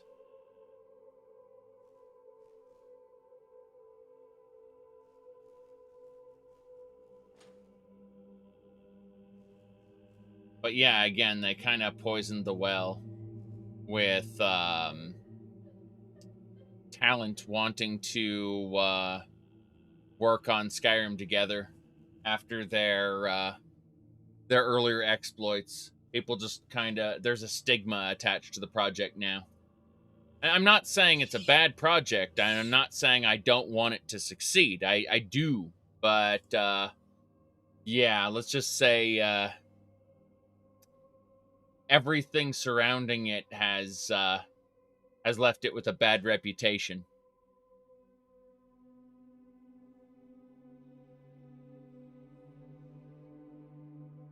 All right.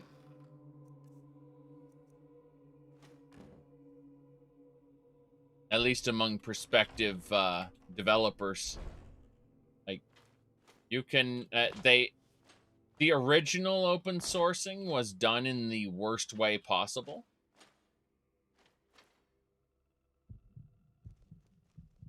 Jeez. And then they properly open sourced it, which you know, convinced a couple people to hop on, but wasn't really good enough. All right. True Khajiit do skooma only 3 times a day. Oh no. In the middle of the night. Was not good. Saw the ghost of the lady. Oh, he tried to do skooma. Yeah, a good Khajiit only does skooma 3 times a day. You saw it there. Very good. Very good.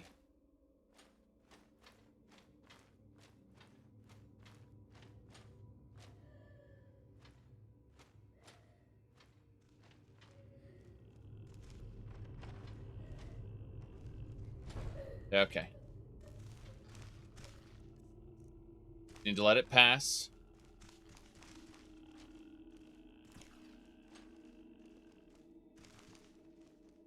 It passes by. Good. It passed to the end. That's not the mistress's room. The mistress's room on the end. Or is it upstairs? I think it's upstairs. I think it's upstairs. Let's go.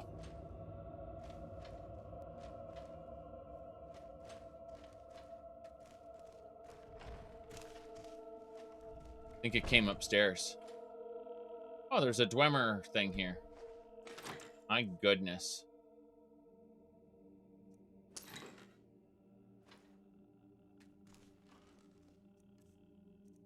Well, people have shown me, let's just say, private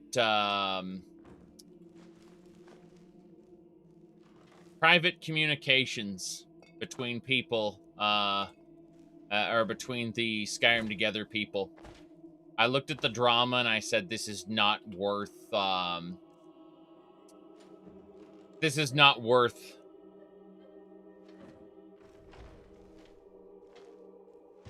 covering. But, yeah, there was a bit of drama there with people. And I just said, no, I'm not going to use these dumped logs from Discord.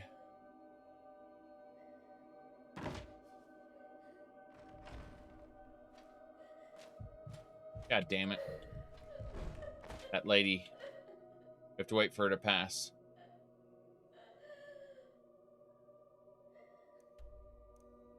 So, the mistress's room is up here. Oh, the key's over there. I think we need to use that. The end of this hallway, though. But yeah, pointless drama is pointless. There were serious issues with the project earlier on when they took money to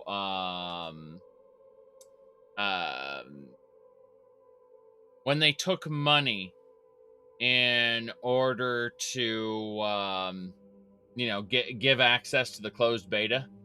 That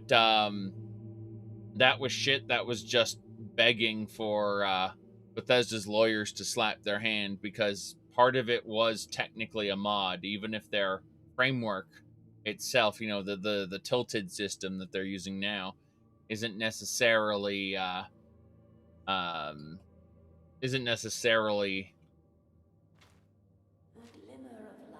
mean, they're legally in the clear now to do whatever they want. However, the idea of taking access to multiplayer Skyrim and putting it behind a paywall where Bethesda doesn't get any of that money, that's a bit on the questionable side. And it would have gone to I have to sneak in here. Okay, hopefully she... Oh no, she's coming toward me. I sense a presence. This is the way, this is the way. Oh god, is this the key? That's the key. Okay. That's the last totem. Oof. So, and you can watch the, you can see the history of how the Patreon numbers went down as,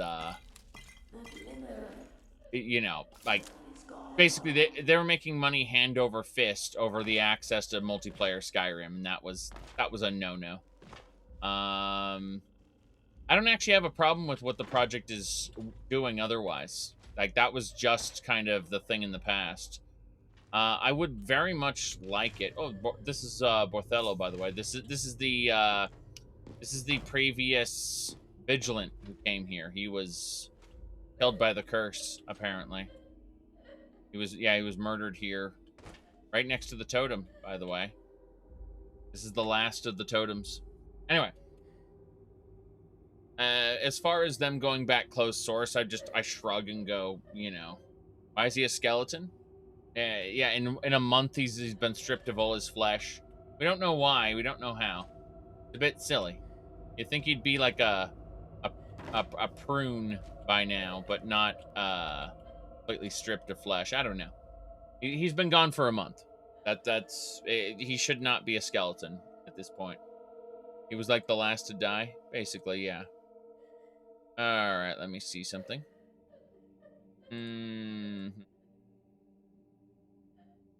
Okay, someone linked me a thing.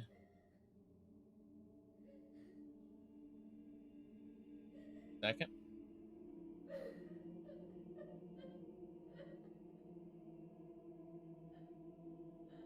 Right.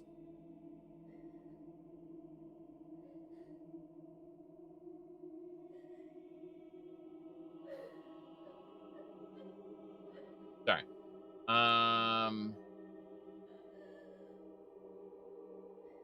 Said if you choose the Institute ending, Piper's completely okay with you after one stern talking to. Oh no. Oh no, Preston. Nuka World ending. Preston. Some things just aren't worth forgiving. I'll still obey your orders as the general, but our friendship is over. Do you think Skyrim Together will be finished in a meaningful way? I mean, it's playable now. It's just that, like, the fact that they're closed sourcing it, and you know they're basically they want to personally profit off of the project in some way, and you know, as evidenced by the fact that they're just like, if it's open source, it's benefiting the whole of everybody, because if someone else takes your idea and runs with it and makes it better, that is actually a net positive for everyone, because then they would be forced to take those improvements and run them under your open source license, right? Like, it is better for everyone as a whole if you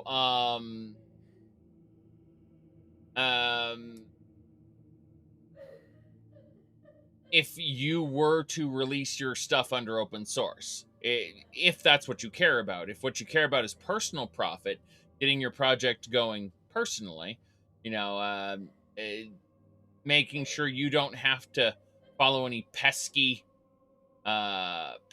things like that, don't worry about it. They claim that people simply don't exist, since to actually contribute meaningfully would require them to teach what they've been doing so far. But I mean, that's just part of them not documenting properly. Like, if you have to actively teach people what they've done so far, then you haven't been documenting your work properly.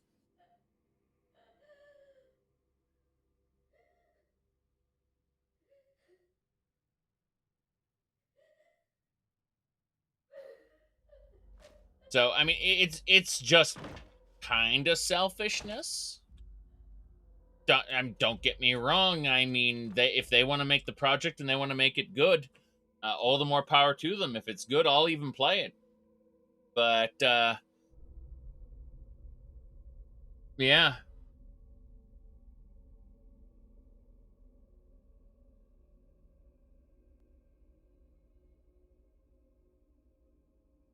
Okay. Let's go. This is the last of the totems we have to purge.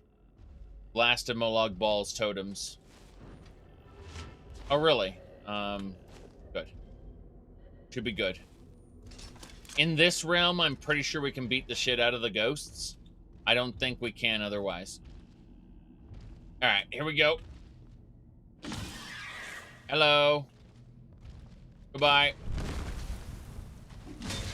Got him. Our attack from behind. Now, as I was saying, a dead end. Okay. No, I'm not disparaging the Skyrim Together project. I'm just saying that I constantly hear about this nonsense that open source is bad, and yet we have meaningful projects that hinge, on like it's basically fostering the growth of different mods and systems, and it's all done in an open source way. It's it allows people to, like, when you are personally done with a project and you decide, okay, that's it, I'm moving on, I'm going to go do some other stuff, right? At that point in time, you can know that other people will be able to pick up where you left off, and even adapt pieces of your work, be able to take but this has been a big fear that Skyrim Online had in the beginning, was that someone's going to come along and steal your work. It's like, how dare they? And it's just kind of nuts. Like that's the complete opposite of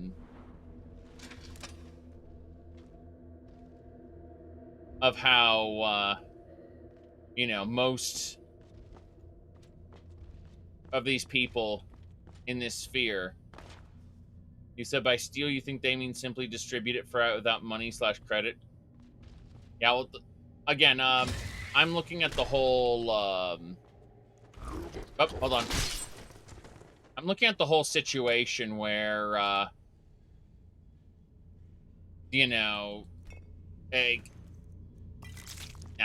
not going to get into this anymore. It's not worth talking about. It's just people with extremely different attitudes of me. And then you get, like, for example, Daggerfall Unity, or you get something like, what is it called? Not Daggerfall Unity, but OpenMW. You get these, which are complete re-implementations of software. It's kind of you just look at the difference in attitude, and it's just incredibly it's depressing, let's just say. Now I'm sure that because they changed the name to Tilted Online from Skyrim Together, that they're going to be using the Tilted Online like platform. It's very possible that they might decide to make a go of this as an actual project, something that they are going to make money off of. They might look at this as a possible commercial venture in the making, in which case it makes a lot of sense how they're approaching it. We had software for Doom, for example. So for those who don't know, the original Doom did not like, the mainstream internet did not exist when Doom was created. Instead, we had these smaller networks that occasionally would connect to each other, but for the most part, you get like maybe 200-300 people per network. It was a local thing.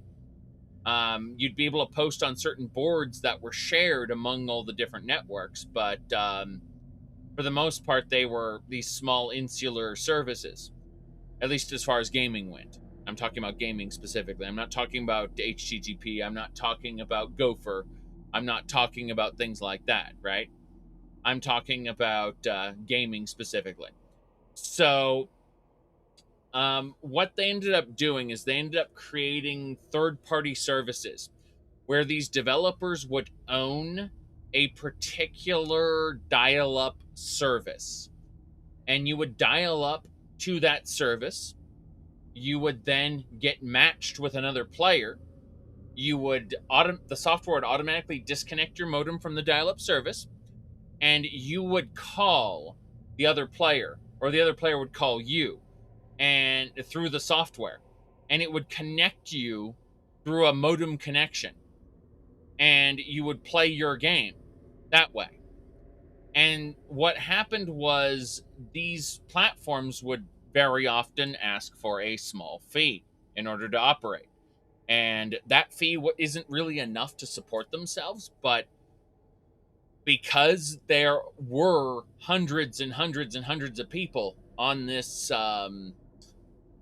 platform, they could afford a handful of phone numbers. Occasionally, you know, too many people would hop on and they'd get busy signals when you tried to, you know, engage the matchmaking software. But that just meant that they had enough paying customers to expand their market and, you know, get more phone circuits. What I'm getting at here is this system that you said if someone called you, you get disconnected. That's because you're stupid and didn't set up your modem to dial *70 before any call.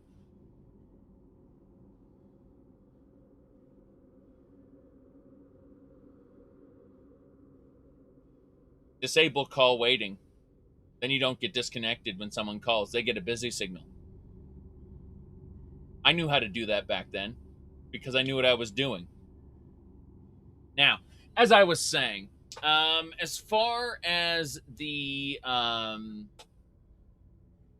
as far as the system went, it was a company that did not own Doom, did not work with id Software, did not have any association with id Software, but they facilitated matchmaking between players who owned Doom, right?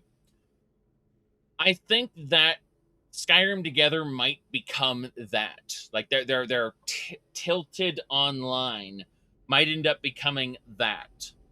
This idea that, well, we don't own Skyrim, we don't own Fallout 4, but we can facilitate players playing together. Even though technically they'd have to use, you know, plugins for the game, and it would, like, Bethesda might have some words to say about that. They might need to get a lawyer to actually make sure everything is not only squared away, but they would need a lawyer to defend them in the eventual time when Bethesda decided they wanted to they wanted to take this shit down, and you know, it would just be a matter of time with how Bethesda operates. So I think they could win the case, but that's not legal advice. That is, you're going to spend a lot of money to roll that dice. You know, paying to have a lawyer on retainer. You see what I'm saying? However, it is possible. However, if they're not trying to do that, if they don't have any aspirations to do that, then not being open source is a detriment to us all. If they are trying to do that, then I completely understand. Entrepreneurs, do your shit, okay? Like, I understand why you wouldn't want to be open source if you were making a business out of it. But what I'm getting at is that it's a detriment to us all for not being open source if you aren't doing that specific thing. That's it. Let's go. We are not talking about Skyrim Together, aka Tilted Online, anymore. Let's go this way.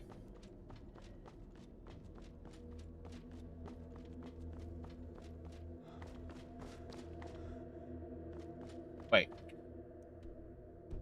That's a barricade. If I go this way, I should be able to get through it. Okay. Hmm.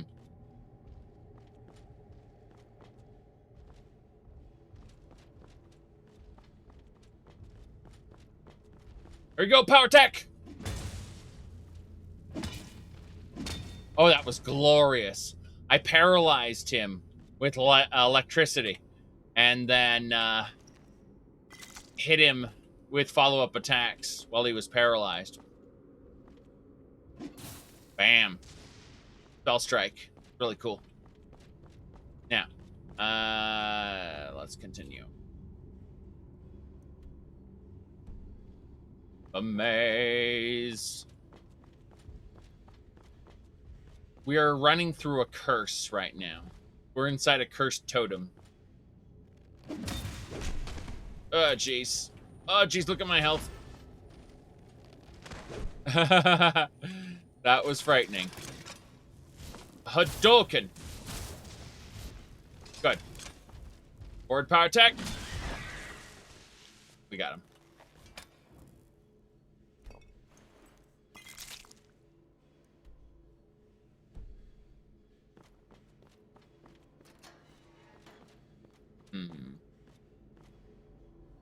Ah, yes, more manor.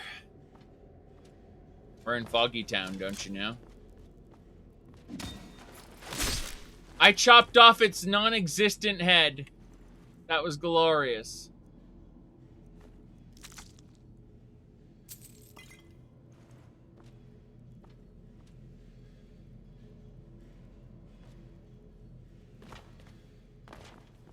We're in Foggy Town. It's a twisted version of the manor.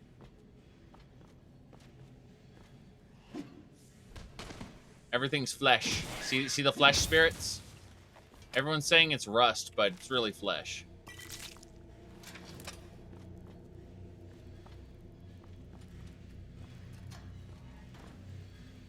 Oh boy! I certainly love platforming in my video games. I do. I like platformers. I really do. But now I'm stuck. Oh no! Oh wow. Okay. So we gotta get down there without dying a horrible death. Oh jeez.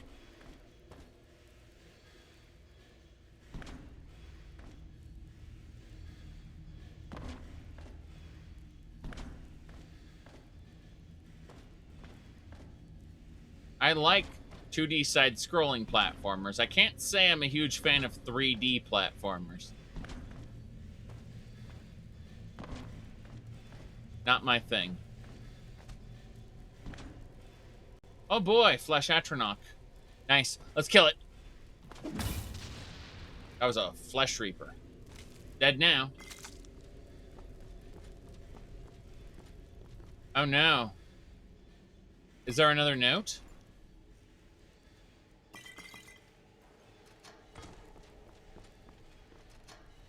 There's no note on his body.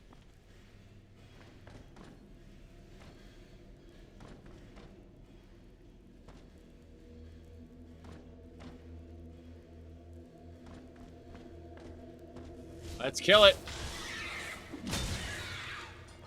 Flesh Guardian is defeated. Human heart is a valuable thing. As an alchemy ingredient.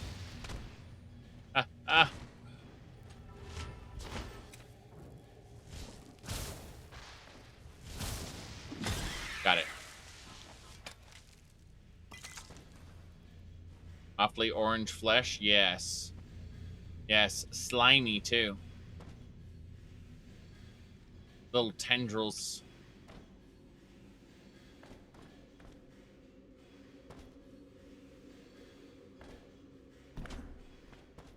The Simpsons from Oblivion. Here we go!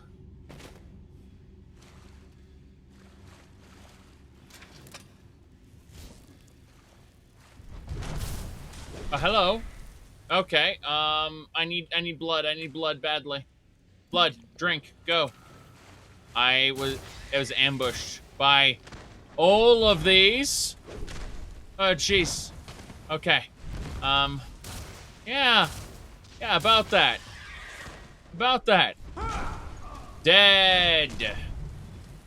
Dead, dead, dead, dead.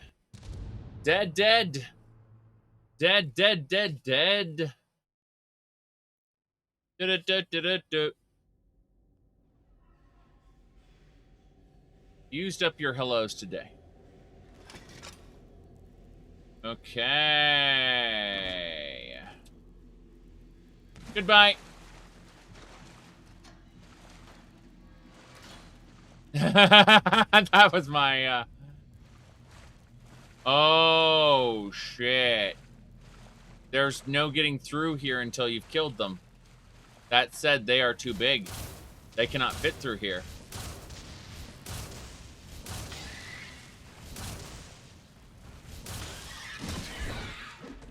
Good. Get over here, you bastards. Yes, you. Oh, jeez. That hurt a smidgen. Okay. Let's chain this.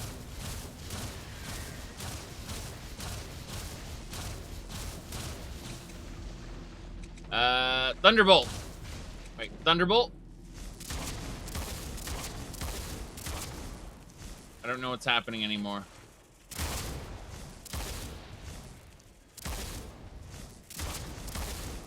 We got him. That one's still alive. Oof. Ultimate ability cheese. Yes, well, remember, we've been playing this for a while now.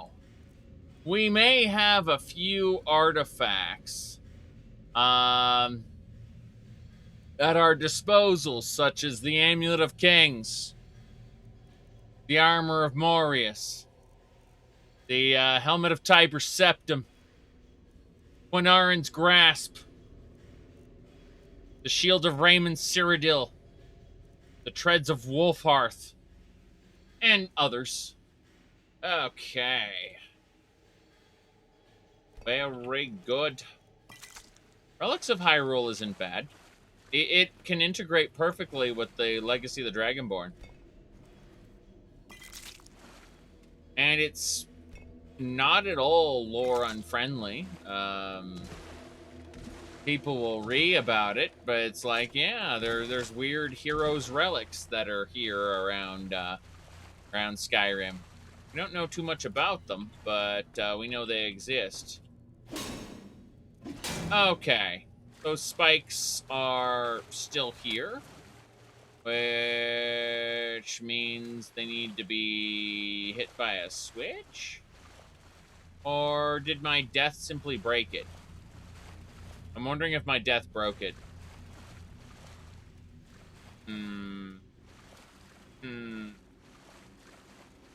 I think my death broke it. This was supposed to open. Okay, let's TCL through it. Fuck it. Hello there.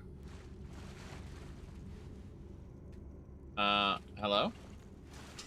Oh! Knight of Bloodlust. Level 100. Has just instantly got me. Nintendo is a wonder Nintendo hasn't forced them to stop. I mean, honestly, they shouldn't be on the Nexus. That's, Nintendo would probably go, you're using our assets, stop it. To the Nexus, they DMCA the actual mod. I'm not saying that, that you couldn't. Well, hello. One slash from his sword and I'm down, so we're kinda just... Oh, Jesus. Okay. Let's try this. Got him! Oh, boy. That was a something.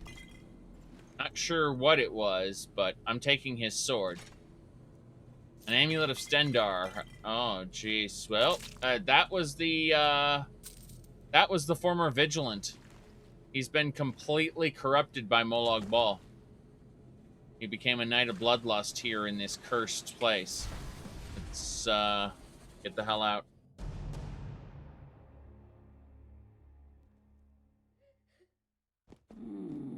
Some death comes for you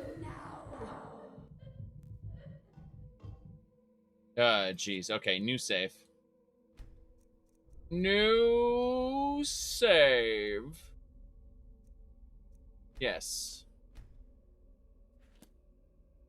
That explains why he became a skeleton? Yes. His essence, everything that he was sucked inside that totem that he tried to purge. He tried to purge that totem of its evil, and it went horribly wrong.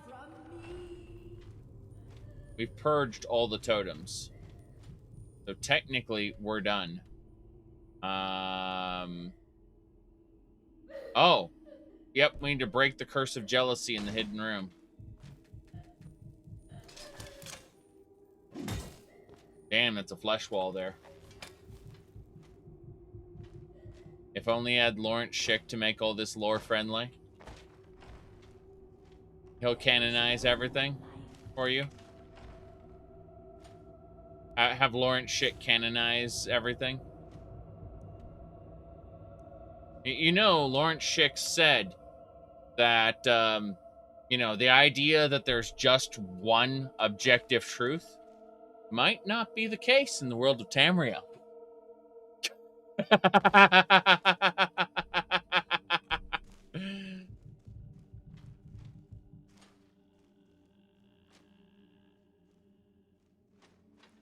He is, ironically, one of the best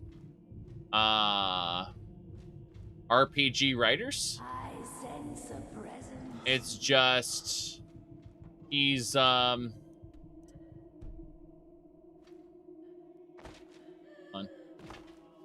ESO makes a joke about Kinmune, therefore Kinmune is canon. Oh no. It's like the Easter egg, Kirkbride's, you know, like that references Coda. It's an extra sermon of Vivek, and people are like, it's confirmed. Coda's confirmed canon.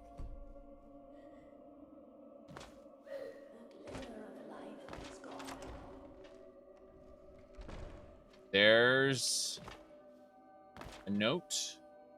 It's journal. All right. Can't be a coincidence I met her in the city of Markarth. I decided to break the bond of Mara with Julia. Not my fault. I was deceived by Dibella. This city of stones full of vices. I should swallow my small sins without anyone noticing. Let me see here. I spent last night at her side again. I was crushed by guilt for Julia, but her warm skin helped me forget. My wife isn't here. The goddess Dibella herself, my goodness. A Dibellan harlot.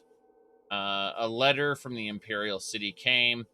I have no attachments whatsoever to the City of Stone, but I feel my heart tearing apart at the thought of having to leave her.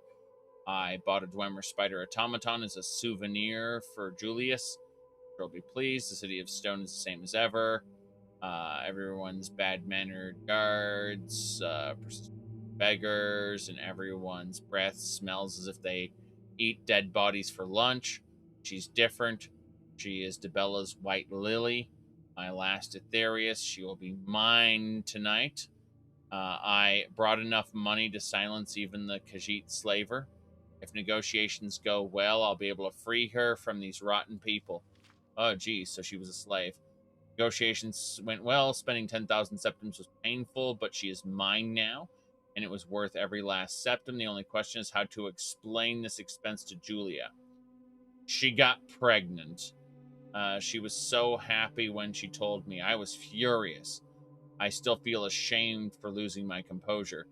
Did I do the right thing when I threw her out of the palace as scantily dressed as she was? Should I pay the guards to silence her? No, it's useless. I would be the first one suspected if it came to bloodshed. Think, Marcus, think. Holy shit. So, he bought a slave, got her pregnant, then kicked her out. Yeah. She went crying to the Jarl, the damn whore. Wow. As a result, I now have to pay for her living expenses and donate 100,000 septims to Markarth. Wow. I had no choice, obviously. I paid the full amount. I'll never forget the Jarl's smug face. Who writes think in a diary? I know a person who did. Yep, I still have to think of an excuse for Julia. I'm leaving this rotten city tomorrow, never coming back. I mean, I understand everything up to him calling her that, but, yeah. Like, donate 100,000 septims to Markarth is fucking stupid. But, paying for her living expenses makes sense. Okay. If he were at all smart, he wouldn't have kicked her out of the palace. He would have purchased a small house somewhere and set her up to live there. I know this. Let's put it like this: there are folks who are have been happily married, and yet they will own an apartment somewhere across the city or in an adjacent city, where they will have another life, another family, another person. Seriously, this happens in real life all the time. This guy's just fucking stupid, and he's a man of means. He was able to pay 100,000 septims, for God's sakes. He could have purchased a house, like just a small area where she could have lived. But no, he got emotional, tossed her out of the palace because he's stupid. He deserves everything that's coming to him. You know, when he died here. Could have given her Breeze home. Basically, yes. Could have given her Breeze home. It's like, yes, I have to leave you now, but here, have this house and don't tell anybody. Like, I'll come to see my son later, or my daughter later, you know, da-da-da-da. Yeah, how dare she get pregnant? Exactly. It's, it's like, he's fucking rich. He could have had her poisoned before, you know, throwing her out of the palace. He could have, you know, there could have been so many things that he could have done, both good and bad. Like, so many solutions, but he got emotional and kicked her out of the palace not wearing any clothes, basically. And then his life was ruined. He's an idiot.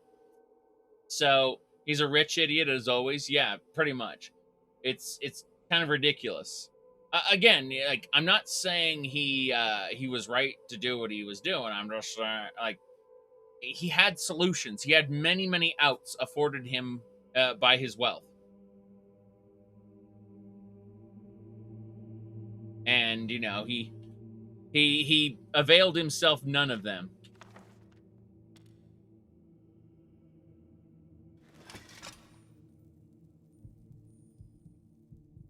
All right.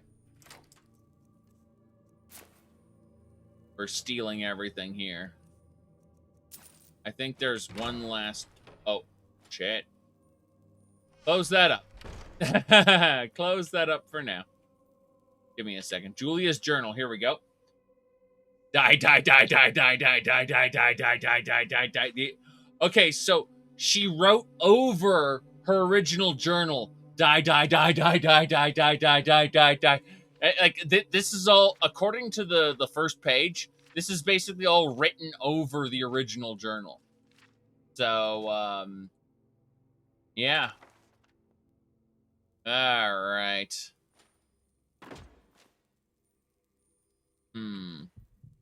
That's really cool. Okay, we're gonna stand up, get back down. Okay, good. You think Julia might be slightly angry? Yes. That's his wife, basically, the one he was cheating on. And like, hey, by the way, our family fortune's been pissed away because, you know, you got a girl pregnant and kicked her out of the palace. It's like, yeah, you done bad. Let me think. What we were talking about specifically was... Yes, I found it. Okay. So what we were talking about was Umineko. Yes, I found it. I found it. Okay. Here's the Umineko.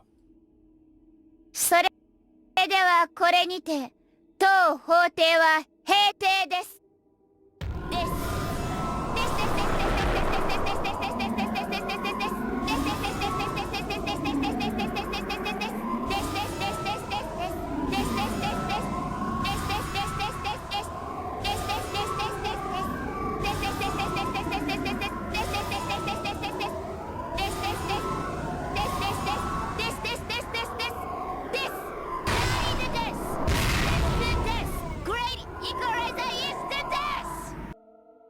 There you go.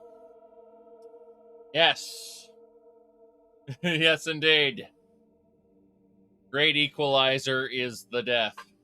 Indeed. Okay. That's Umineko. Yes.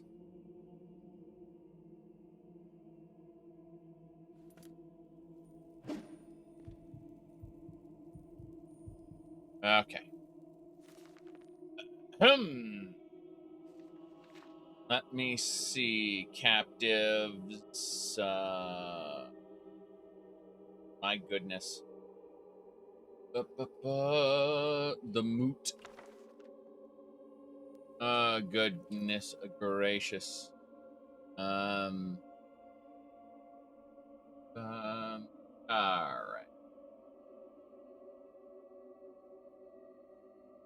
Yeah, I have, you said, Click. Alright, you said, Sailor Moon, you had fond memories of that cartoon. I mean, really it comes down to, whatchamacallit. We got this, like, Sailor Jupiter here, you know? Nothing, out of the ordinary there. See, this is actually meant for a ramen cup. It sits on the edge of the ramen cup and keeps the, what do you call it? Keeps the lid from peeling back up. That's what it's supposed to do. There are thousands and thousands of things there. I've seen the entire show, and I've read the source material, and the source material is way better than in many ways than the show. Which, big surprise, it's a Japanese cartoon, so when is that not true, you know? Not that way.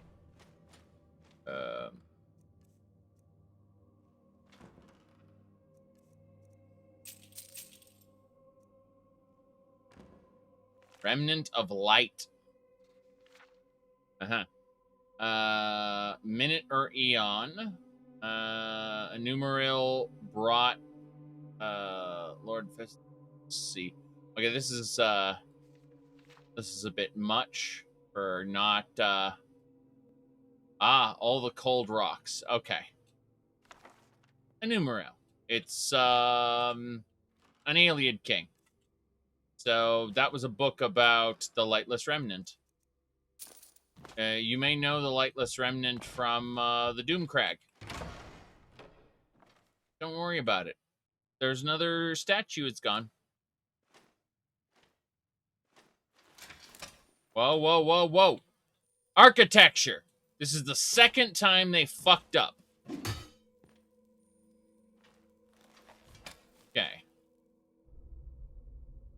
Oh, Sithis.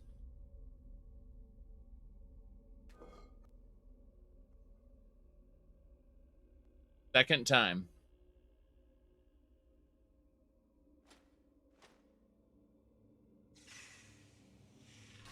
Barrier. The time has come. This little monster up here. You can see him right here. Yes. Hold on. What are you doing? Over here. He's hesitant to get up here. He's yeah. Come here. Come here. Here. You're gonna do your thing. Okay, come on. You're good. Yeah, okay. One more time. Okay.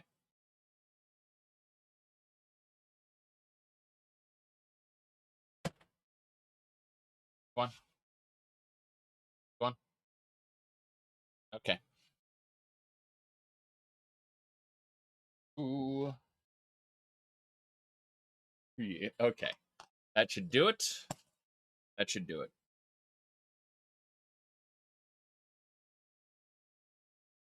The Game Boy. The Game Boy fell down. You know the Game Boy, right? Yeah. All right. How's his family doing? Just fine, as far as I know.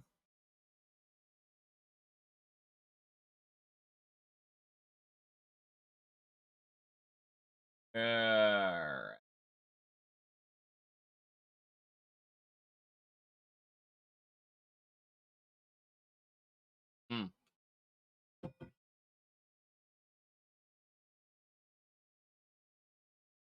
That should do it. Does the fuzz get in the computer? The fuzzball gets in the way of everything, yes. Okay. That should do it. Clicking a button. Let's get going. Curse of Jealousy. Here we go.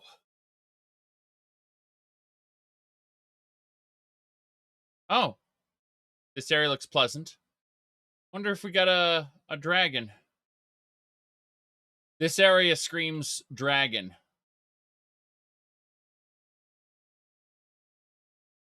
Victim. Bloated victim, regular victim. At the end of the day, it's important to blame all of them.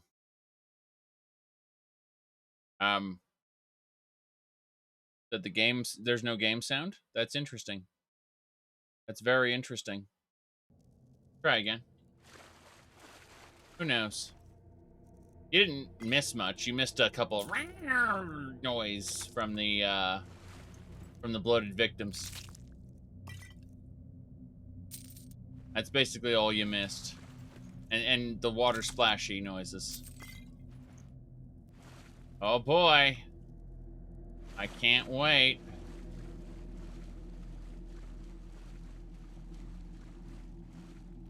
This area is a dragon arena, you can tell.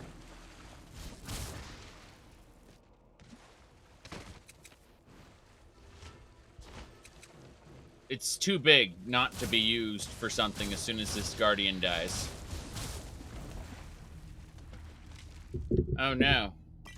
What is happening here? What is going on? Yes. Apparently, it's, yeah. There's a lot of rubbing going on here. Yep. He is now kneading my pants. Yes, the paws are going push, push, push into my leg. Yep.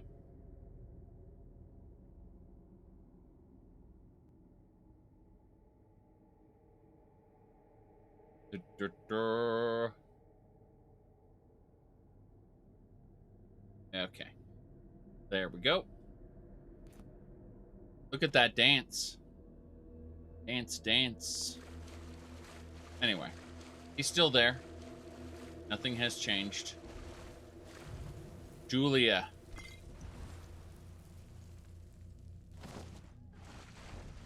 Oh boy. There's Julia the Crimson. That's the real Julia. She's a dragon. She's just a fucking dragon.